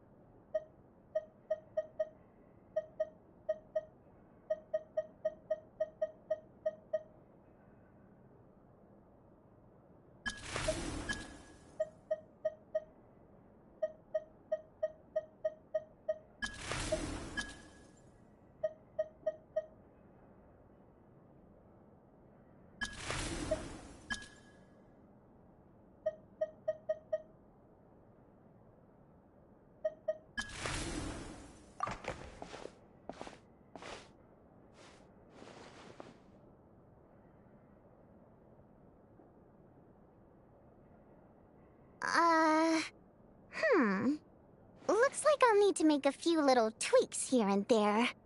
But other than that, you're good to go. We'll hold on to this for you. All right. Now that we're officially Rokot comrades, I can tell you. Chukhanov is the target of our current operation.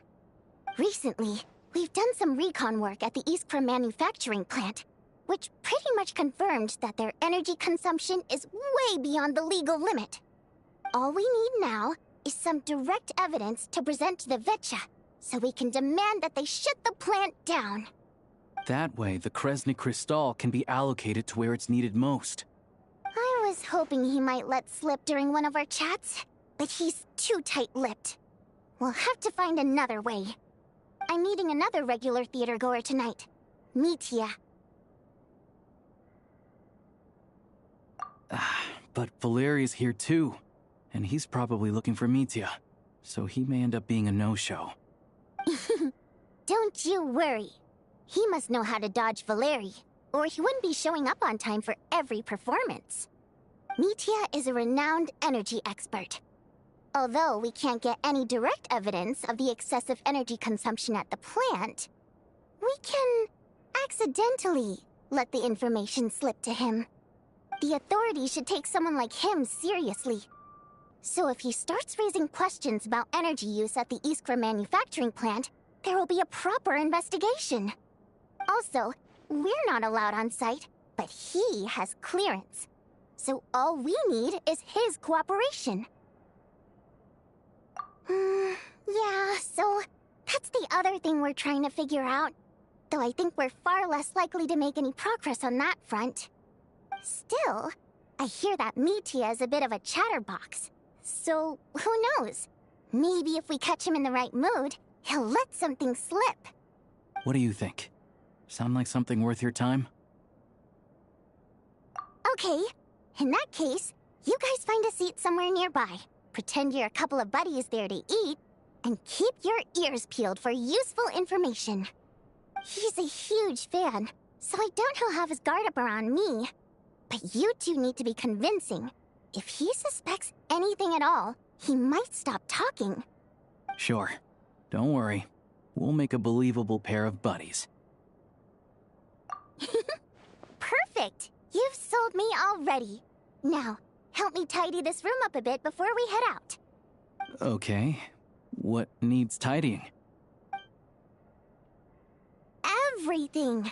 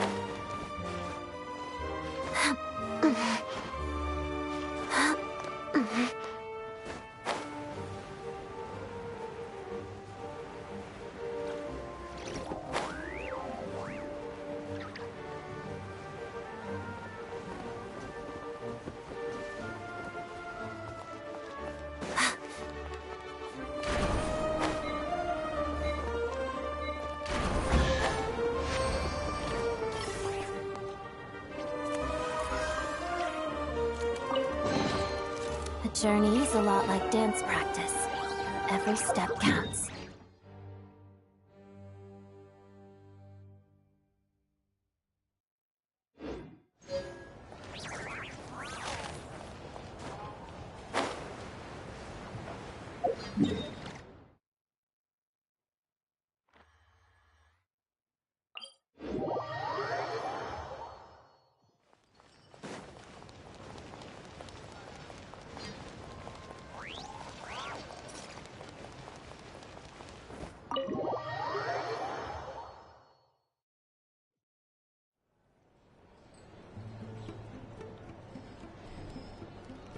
We come here often, so we shouldn't stand out.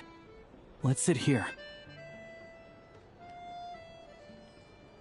Now, it's up to Vodyanitsa. Let's see how the conversation goes.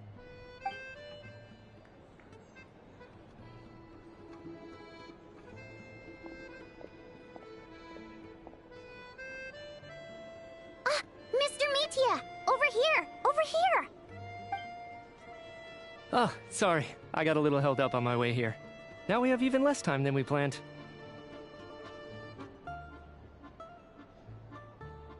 Go ahead and order some snacks and drinks. Whatever you like. Let me see. According to my schedule, we still have 25 minutes left. You're really pressed for time today, huh? I was imagining this would be a leisurely chat. If you'd prefer, we can always reschedule for another afternoon when you have more time. No need. Getting to meet the lead singer is a very precious opportunity for me. I'm not about to pass it up. I've already had to decline your invitation several times because our schedules rarely align. If I don't grab this chance while it's here, who knows when the next one will come around? Well, it's very kind of you to make time just for me. I'm not too sure, to be honest. But Snezhnaya's full of weird and wonderful things like that, so people tend not to bat an eye.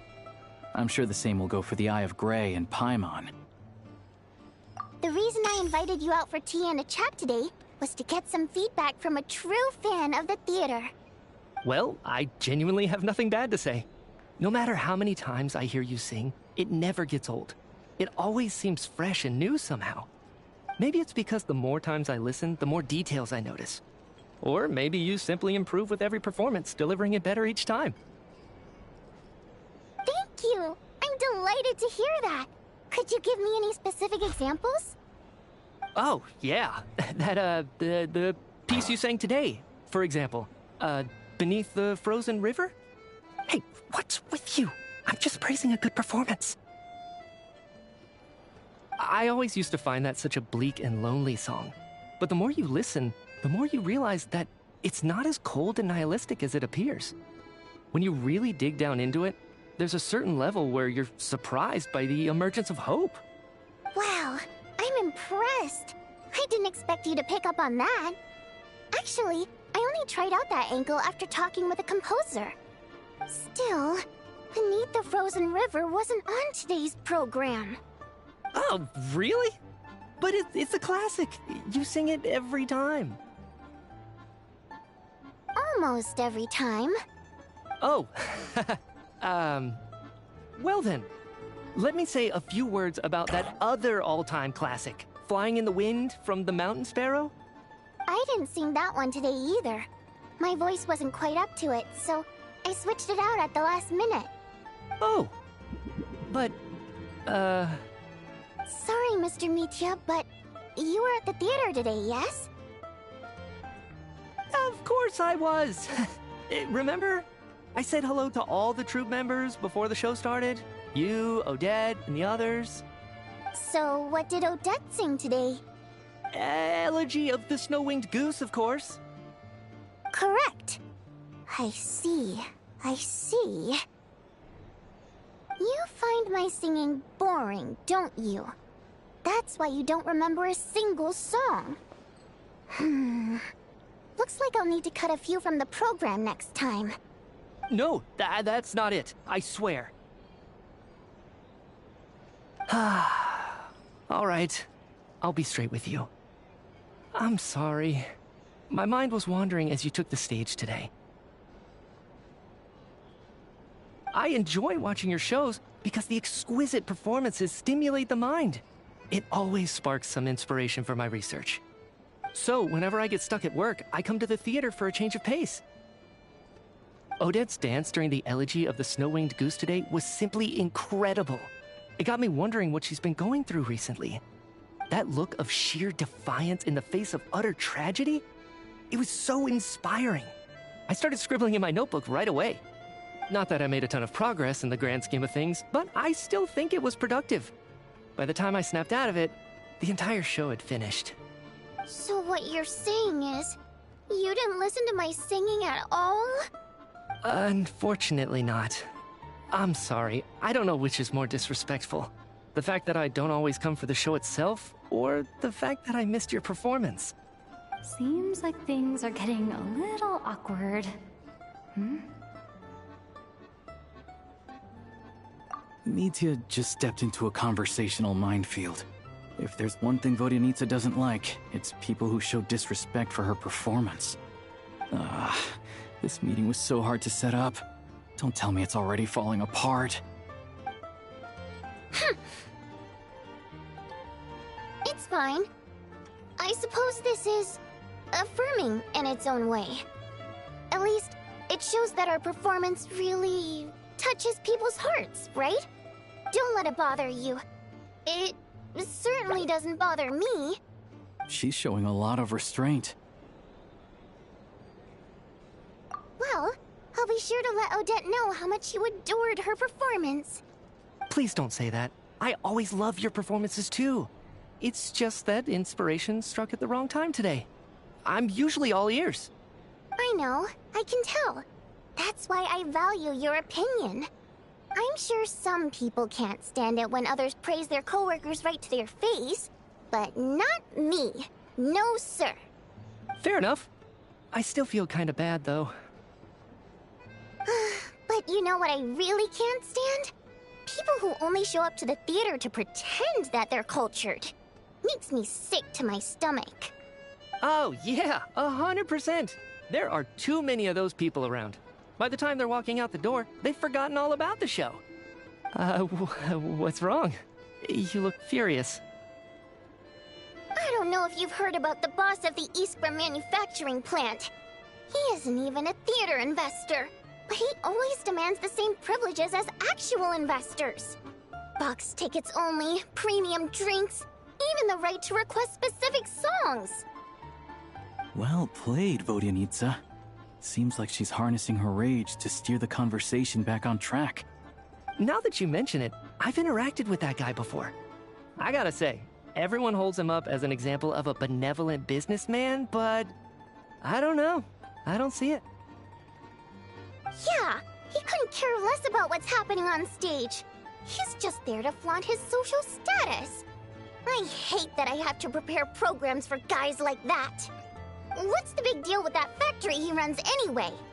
I asked around a bit and heard some pretty shocking stories. Sounds like he's just another greedy capitalist. Oh, really? Yep, the things people are saying are pretty damning. Low wages, insanely long working hours, equipment running around the clock. And as if that's not bad enough, he also strictly forbids his employees from giving any kind of interview. Project Stuja has now been extended so many times, we're at the point where crystal rations for the common folk are barely enough to survive on. Yet he even wants to get his greedy hands on them just to boost his own profits. If the rumors are true, he's in serious violation of the law. Interesting. So you've heard about it too. What? So it's really true? Who knows? I've only heard the same rumors you have. But there's no smoke without fire. The Rooster's been coming down on us hard lately, demanding that we track and trace every single batch of Crystal. My coworkers in the Department of Energy have been tearing their hair out over it. The Rooster? I didn't realize he cared that much. Yeah. Even though there are no restrictions on Crystal trading, the poor will wind up freezing to death if we let the rich buy as much as they want. That's clearly unfair. Looks like we'll need to arrange an investigation into the Iskra manufacturing plant as soon as possible. I never knew you kept up with current affairs beyond the theater, Miss Vodyanica. You really have a heart for the common person. Most Fae in your position have long been indifferent to the plight of humans. Well, those of us who choose to live in human cities are naturally going to pay attention to any significant upheaval. Isn't the Rooster a Fae himself? I'm just surprised to learn that even someone with as much experience as him is getting so stressed out over Project Stuja. What is the end goal of this project anyway? This is it. We're finally going there.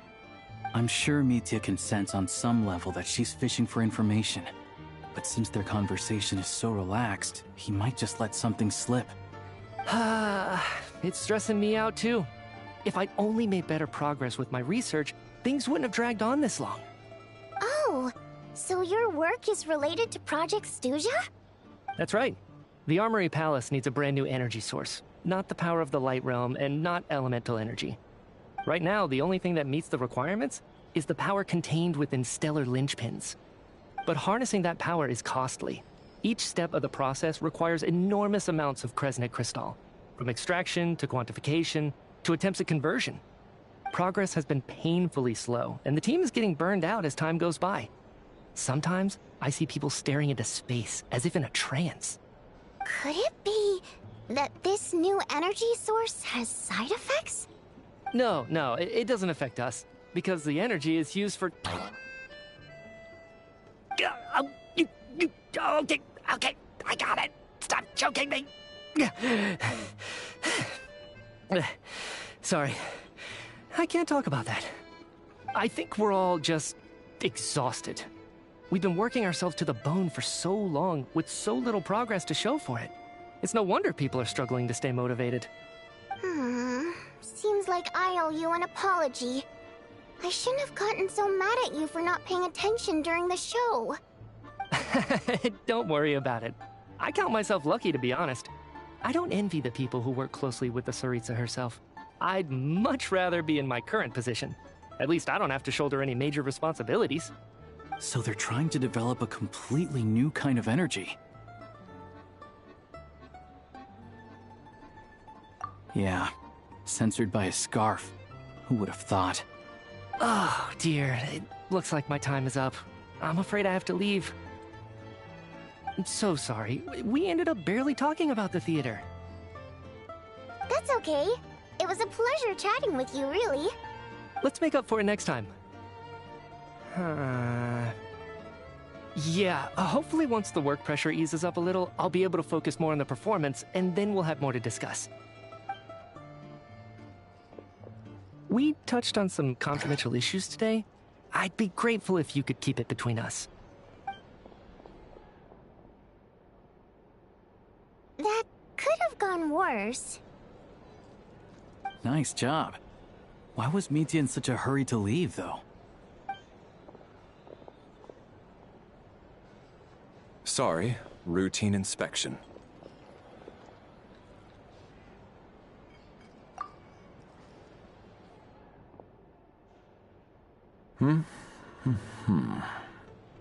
Okay, let's go. So he wasn't rushing to get back to work. He must have calculated that Valeri would find him here in exactly 25 minutes. That's frighteningly accurate. One of the main duties of the Special Assignments Battalion is to ensure that important figures stick to their schedules. All right, time for us to get going too. Excuse me, check please. We'll settle our check too, then. Oh, hello there. Mr. Mitya paid the check before leaving. He also asked me to pass on a message. He said it was an honor to share his tea break with Miss Vodyanitsa and her two friends. Wait. So he knew we were here all along? This raises a lot of questions. Did he deliberately mention the new energy source so that we'd overhear it? Maybe his work isn't confidential after all. Maybe the key here is the purpose of this new energy. I guess that's the next thing to look into.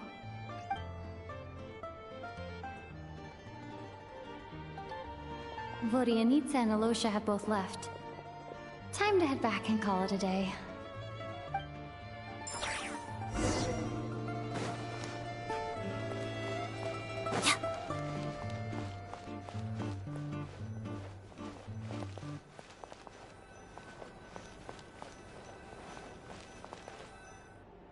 You're back! You're pretty early today. Paimon was just gonna mention that. After she woke up today, Paimon felt like her temperature was completely back to normal. But her strength still hasn't returned. Still, there's some good news. Paimon thinks she might have figured out the source of the problem. It's like there's some kind of mysterious power affecting Paimon. Paimon's never felt this way before during any of her travels. She only started feeling this way since we arrived in Snezhnaya.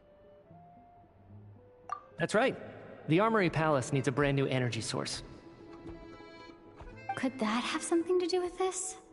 What is it? You're making that face again. You know, the one you get whenever you have a light bulb moment?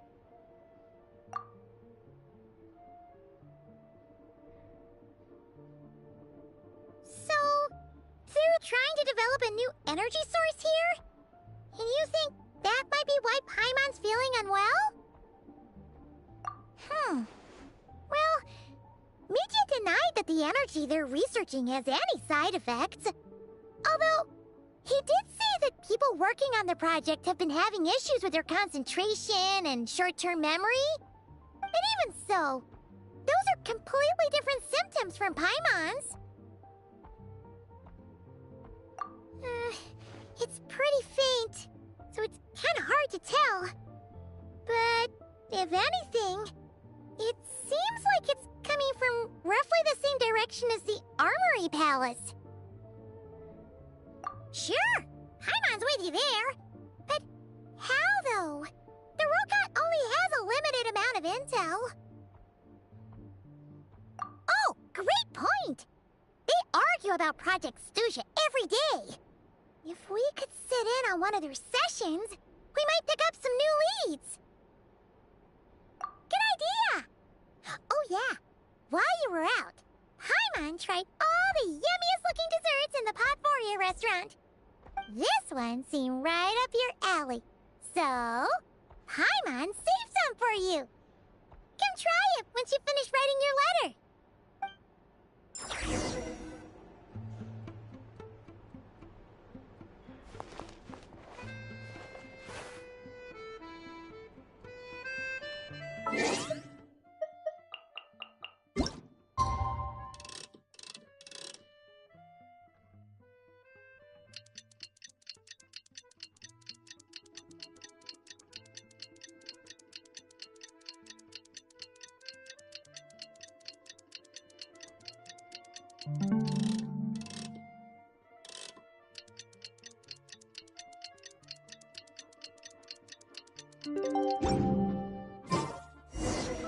Osha replied.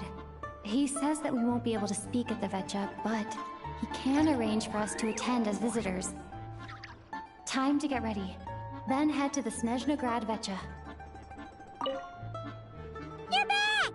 Paimon's been working on the crossword puzzle in the newspaper. It's actually pretty fun. Oh, shoot! Paimon forgot the next word. Oh, she had it a moment ago. Think, Paimon, think.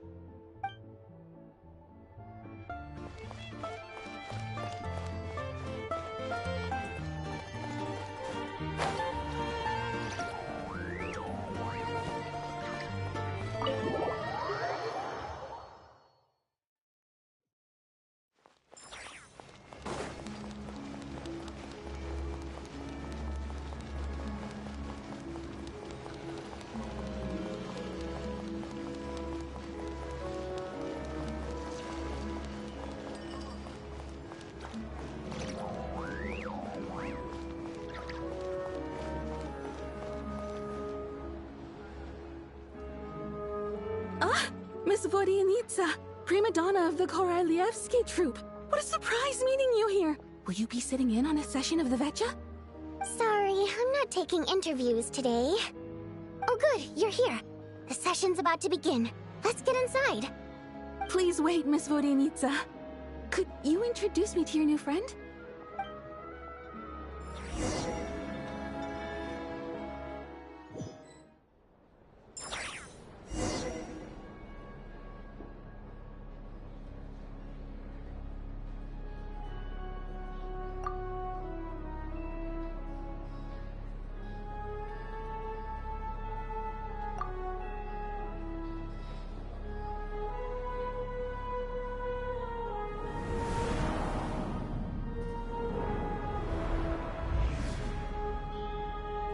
In summary, the energy management commitments made for the outgoing period have been delivered upon. Furthermore, both the production and consumption of Kresnik Crystal show clear signs of stabilizing. The relevant agencies have assessed the present circumstances and determined that the status quo can be sustained until the next period. For detailed statistics, I would refer you to the industry reports that have been distributed to all persons present. It should also be noted that while the recent blizzards have led to a significant increase in people's energy expenses, this is strictly a short-term phenomenon associated with a remotely located monster. Her Majesty the Tsaritsa is giving her full attention to this matter. We should have every confidence that it will be dealt with swiftly and conclusively. A financial report on disaster relief is also present in this report, courtesy of Pantalone. They cover the same old ground every single time. The rooster never seems to mind, but everyone else is getting tired of it.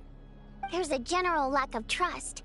People aren't seeing any tangible benefits that affect them directly. Of course, none of that will be reflected in any of the reports on the table. Yeah, if it weren't for these hard copy documents, I could have at least made something up. Oh, don't mind me. I'm just out here trying to hit my interview quotas. Bring out the kvass.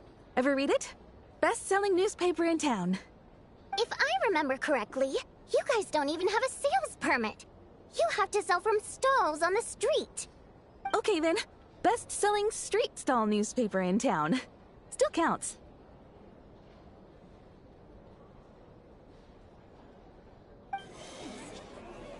Order! We will now open the floor to the representatives. If there are no further substantive issues to discuss, we will then proceed to a vote on this motion. Snezhnaya has a long tradition of treating members of the Fatui armed forces and their dependents favorably. But recent surveys shows that Fatui families in remote areas have access to 15% less crystal than the average civilian family in Snezhnograd. It's been said many times before, but it bears repeating now. There needs to be a clear and consistent rationale behind how Cristal is allocated, or we will soon face immense public backlash. Perhaps you wouldn't need to keep repeating yourself if you would hear me out for once. I say again, true consistency exists only in principle. In the real world, fairness is relative. You appear to treat resource allocation as a simple function of production and population. So what about when the equipment used in production breaks down? Have you factored that into your equation? And do you even know how long it's been since Snezhnaya last conducted a census? If I knew the answers to questions like that, I'm sure I'd be a very wealthy man. And I doubt I'd be going by child. I'd like to bring the focus back to the specific issue I raised. Or do you wish to deny that favorable treatment for Fatui dependents is our long-standing policy? It's easy to be a critic when there's no accountability. That seems to be a running theme in the anti-Project Stuja cohort. Defeat the ringleader and all other problems will magically resolve themselves. That's what they seem to think. But in case you aren't aware, not one jot in my report would change whether Project Stuja continues or not. So you have no intention whatsoever of finding a solution to this problem? On the contrary, I'm the only one here who ever brings solutions. Child opened by speaking up for the armed forces. Regrator struck back with style and a war of words ensued.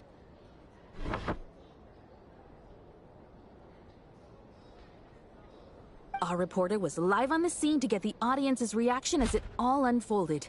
Who do you support?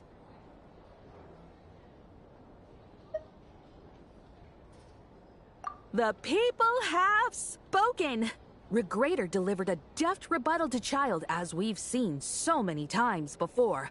But how could Child take this lying down? Now you see why they don't have a sales permit. However this reporter wants to spin things, I haven't forgotten that Tartaglia was representing the Northland Bank when we first met in Liyue.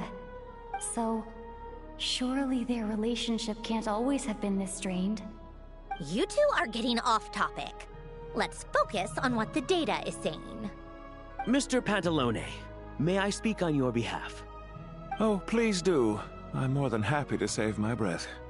Crystal distribution policy undergoes modifications with each new period.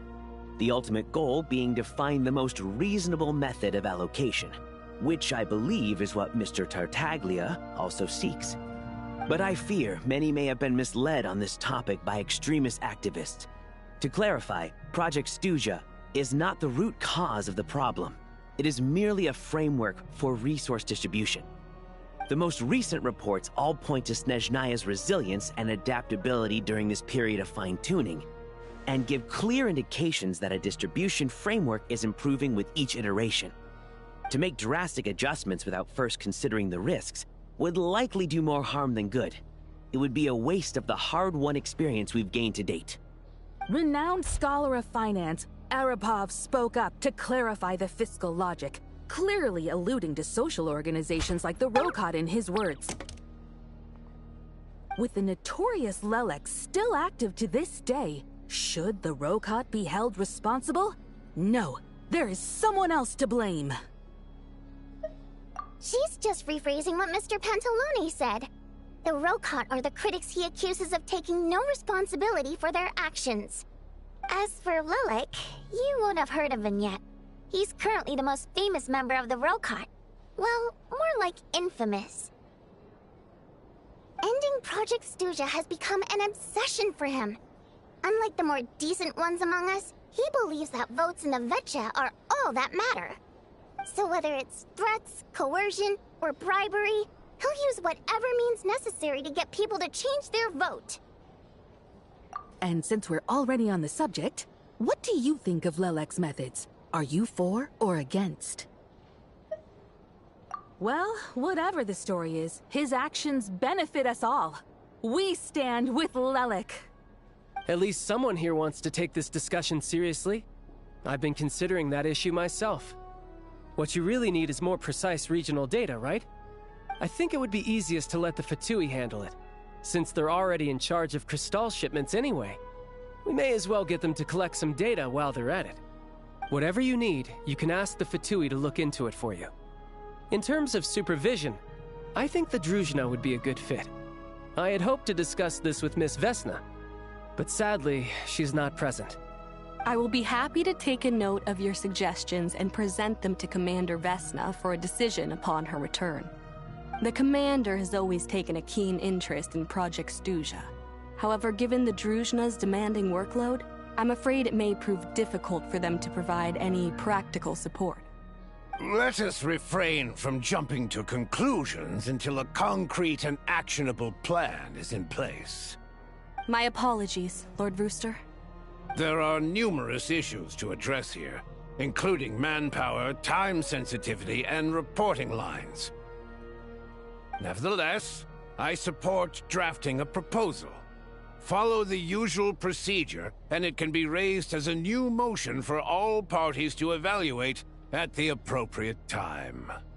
In that case, I'd like to share one thought before the proposal is drafted. The issue of time sensitivity was raised just now, which I presume relates to the official reports. In fact, the Energy Commission already collects regular statistics on each urban center and its surrounding area. Would these be of any use? That's a good idea. I read every issue of Sviet Lolaidovka's report, and although my focus is mostly on the section about equipment operation, the energy consumption statistics also yield a lot of insights. Be that as it may, does no one see an issue with using local data to determine crystal quotas? In the long term, it seems like a very risky solution. Not if they are used purely for reference. So long as we have the report from the Northland Bank's headquarters to corroborate it, no one will be able to fool me. Very well, then. It appears that this arrangement is acceptable to all parties. Yeah, sounds good to me. The members reached a provisional consensus on the issue of improving treatment for Fatui soldiers.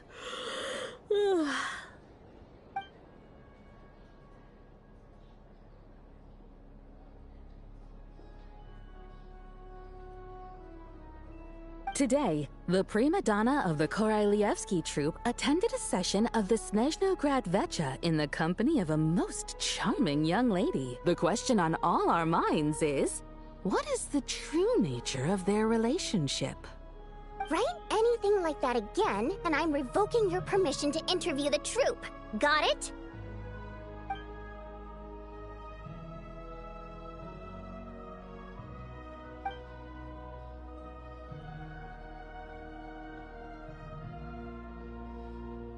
Now then, if there are no further contributions from those present, we shall proceed to the final vote.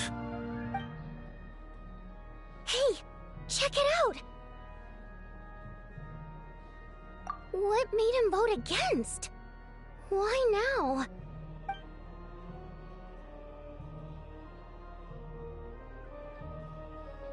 The votes have been tallied. Those in favor of continuing Project Stuja total 61%, securing a clear majority. That was too close. The margin has shrunk yet again. Chuganov was a huge loss. I'll bet Lelik is behind this. I wonder how Pulcinella will respond this time.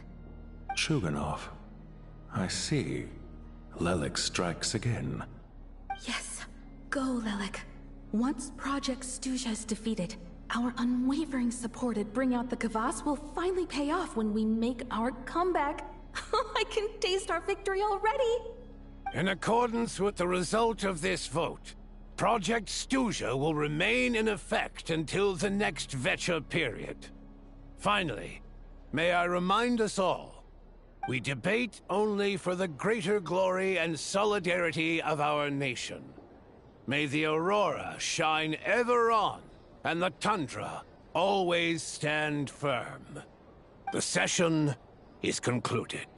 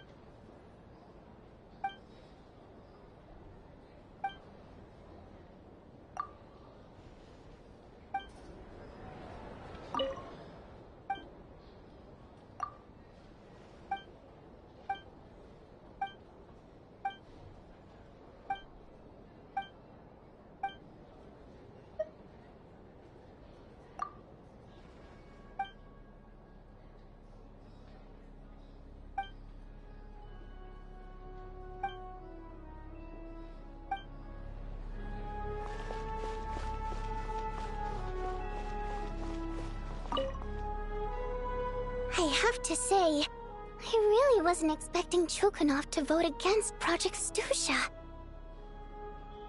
Well, in principle, Snezhnaya's business and political elites ought to be the ones least likely to oppose it. As we heard, Project Stusha is basically just a resource distribution framework that requires everyone to cut back during the winter. But even if the policy got cancelled, the Tsaritsa's energy needs wouldn't suddenly go down. The extra demand from the public would have to be filled from somewhere. So logically, the factories would have to take the hit. I got a letter from Mr. Mitya just before today's session. He said he's confirmed that there are issues around overtime and excessive energy consumption at the Iskra manufacturing plant. In a situation like this, once the Rooster receives the report, he'll order the factory to halt production and submit to an investigation before issuing a penalty. But that's a week-long process, and thus didn't make it onto the Vetcha agenda this time. I don't think he suspects anything so far. Exactly. And as you know, he's a very selfish person. I was originally gonna try and flip him after he received notice of the official sanctions. My plan was to convince him that the whole thing was completely unfair. Rather than just sit back and take the hit while his factory stopped production, he'd be better off voting to end Project Stuja. At least that way, no one else would be able to make any money either, because all the factories would suddenly have more limited energy to work with. But now, he's already voted against it, which means someone must have used more forceful means to change his vote, just like with everyone else who flipped. Yeah, no one knows why Lilac is so obsessed with ending Project Stuja, but by the looks of it, he's inching closer and closer to success. Lilac must have strong motivations, given how he'll stop at nothing to achieve his goal. Maybe he knows the full truth of Project Stuja. Maybe my next step should be to focus on him. All right. What are your plans for the rest of the day? Shall we head out? Hey, comrade. I noticed you were here during the debate. I didn't take you for a political enthusiast. Greetings, Harbingers. I just happened to have some free time today, and my new friend here thought it might be fun to check out the Vetcha. Ah, Odette must have introduced you. Looks like you two are getting along pretty well. I'll leave you to catch up. I should head back to the troop. Sure. Break a leg and all that.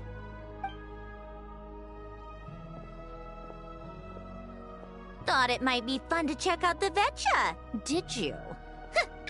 Things are never that simple with you, Traveler. There's no way you're here for kicks and giggles. Tell me I'm wrong. Oh, yeah. To some, he's a captivating enigma. To others, he's the bane of their existence. No one ever thought that some anonymous nobody from the Rokot could cause such a stir. Huh? You want to look into Lelik? Then I'm sure his days of anonymity are numbered. What do you think, Sandrone? Fine by me, I guess. If the Traveler actually manages to expose Lelik, it'll be doing Pulcinella a favor. In return, it seems fair to let her in on what we've learned so far. My thoughts exactly. Sharing is caring, after all. Head back to Glupov and grab the files on Lelik. It's easier to just pull the records than go through the rigmarole of getting the Traveler a visitor's permit. As you command, child, sir. In that case, since we're going to be waiting anyway, I'll have someone brew a pot of black tea.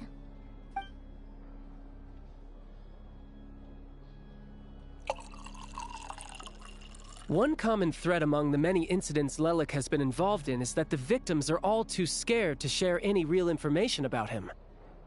Clearly, he must have threatened them in some way. His modus operandi is to silently infiltrate the scene and leave a threatening letter behind.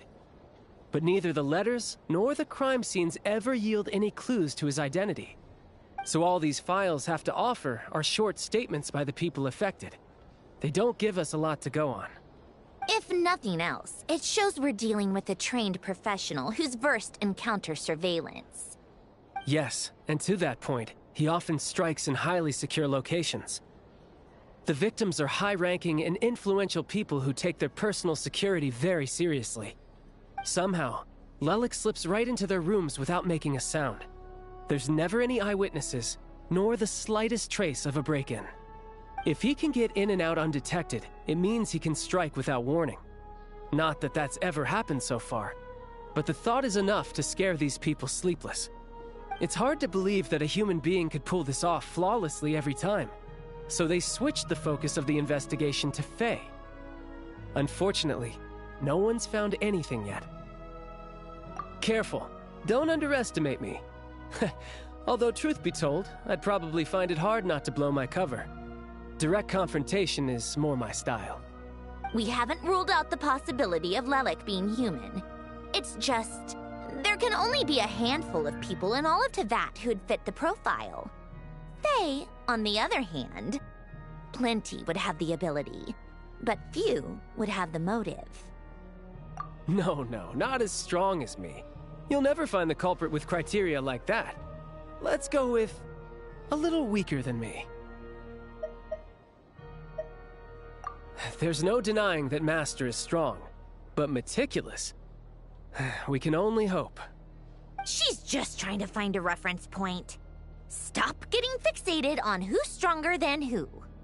But that's the most important thing. In my opinion, anyway.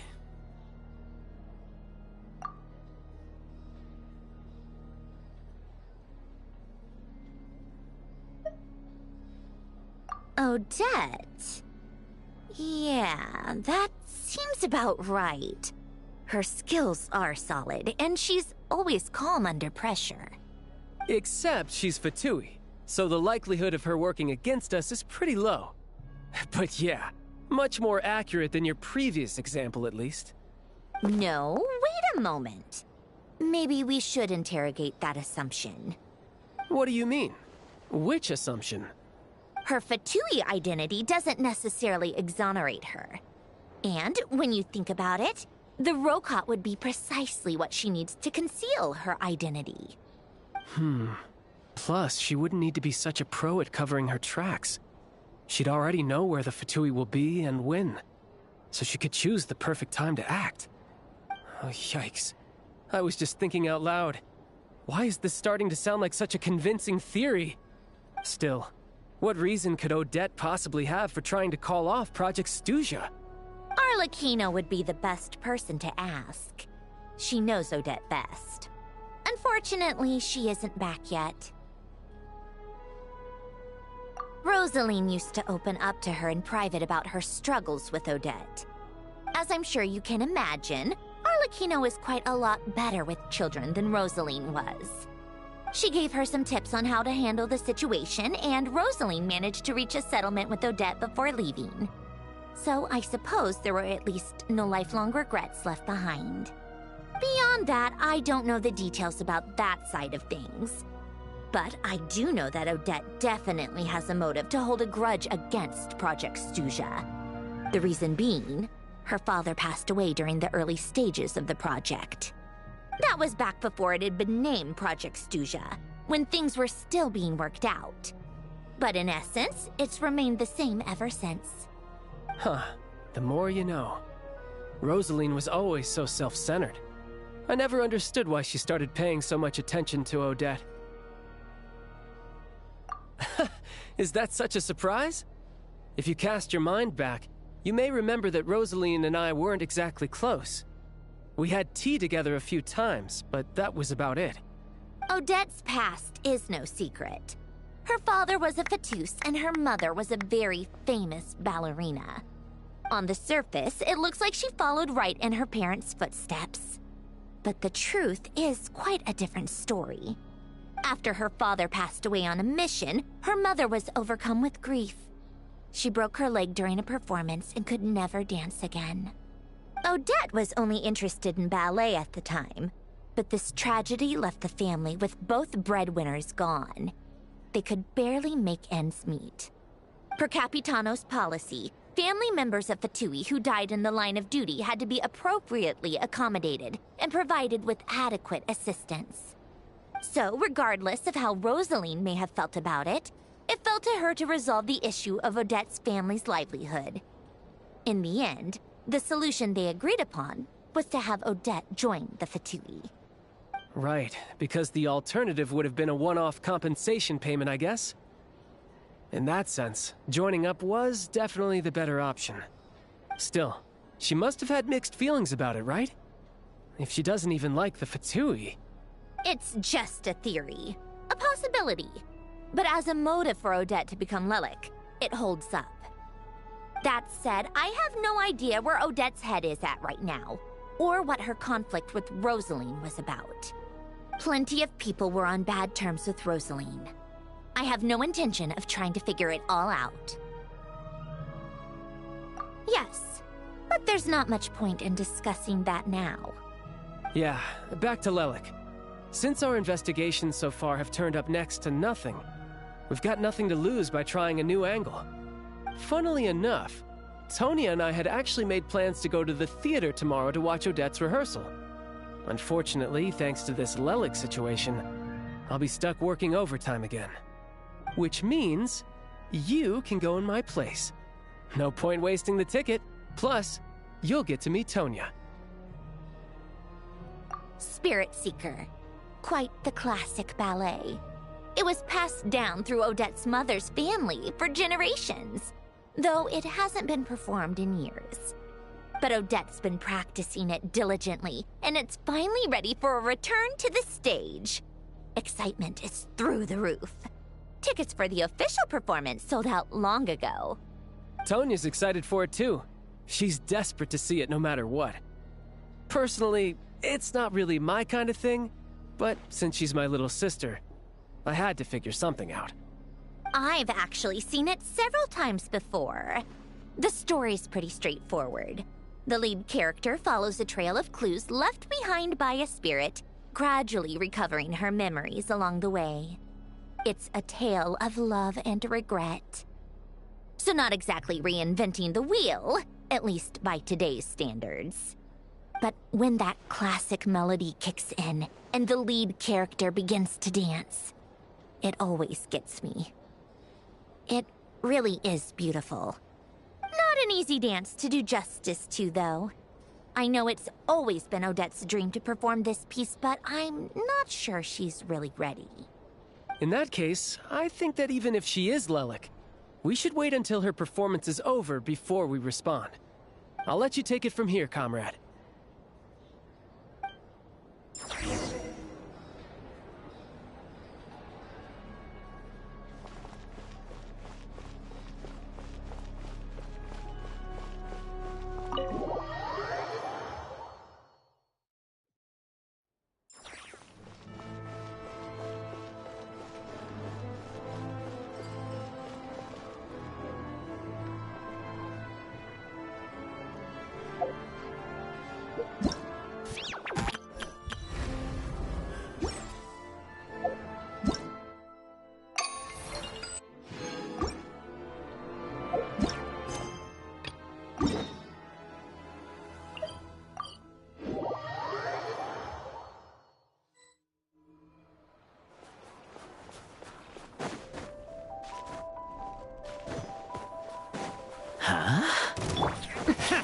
Show me what you got! Dog eat dog!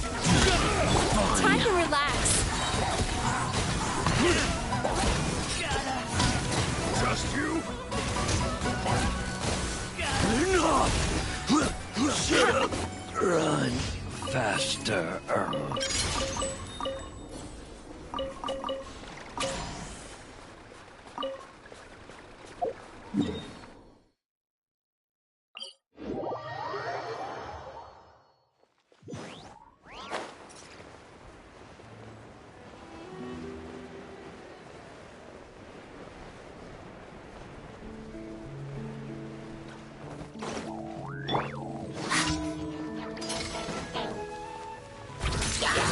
The snowflakes. One down. Yachan, Taechan, let's go! Turn that frown upside down.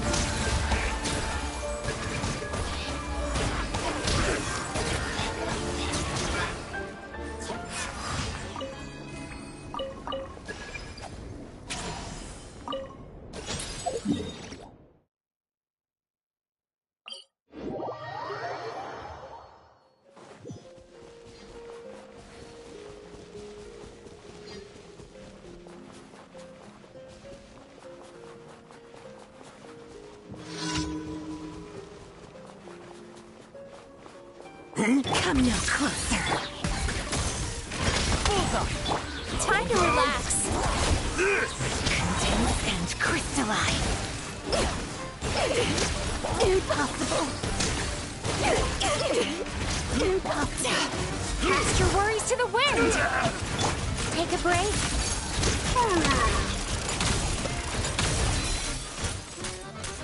Frost glistens. That's it? Gotcha. Turn that frown upside down.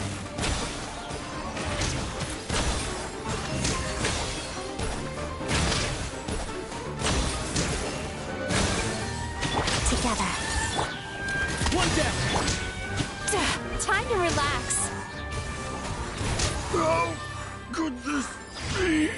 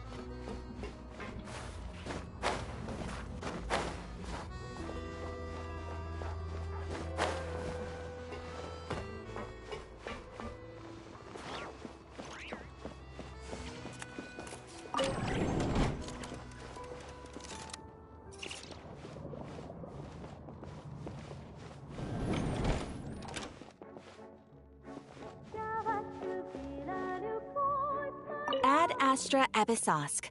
Welcome to the Adventurers Guild headquarters.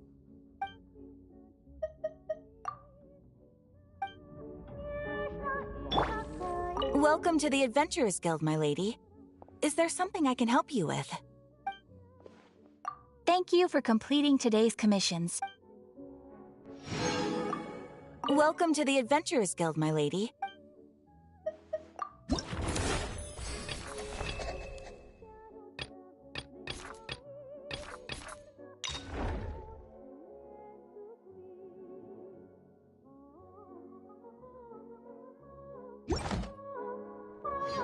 Welcome to the adventure.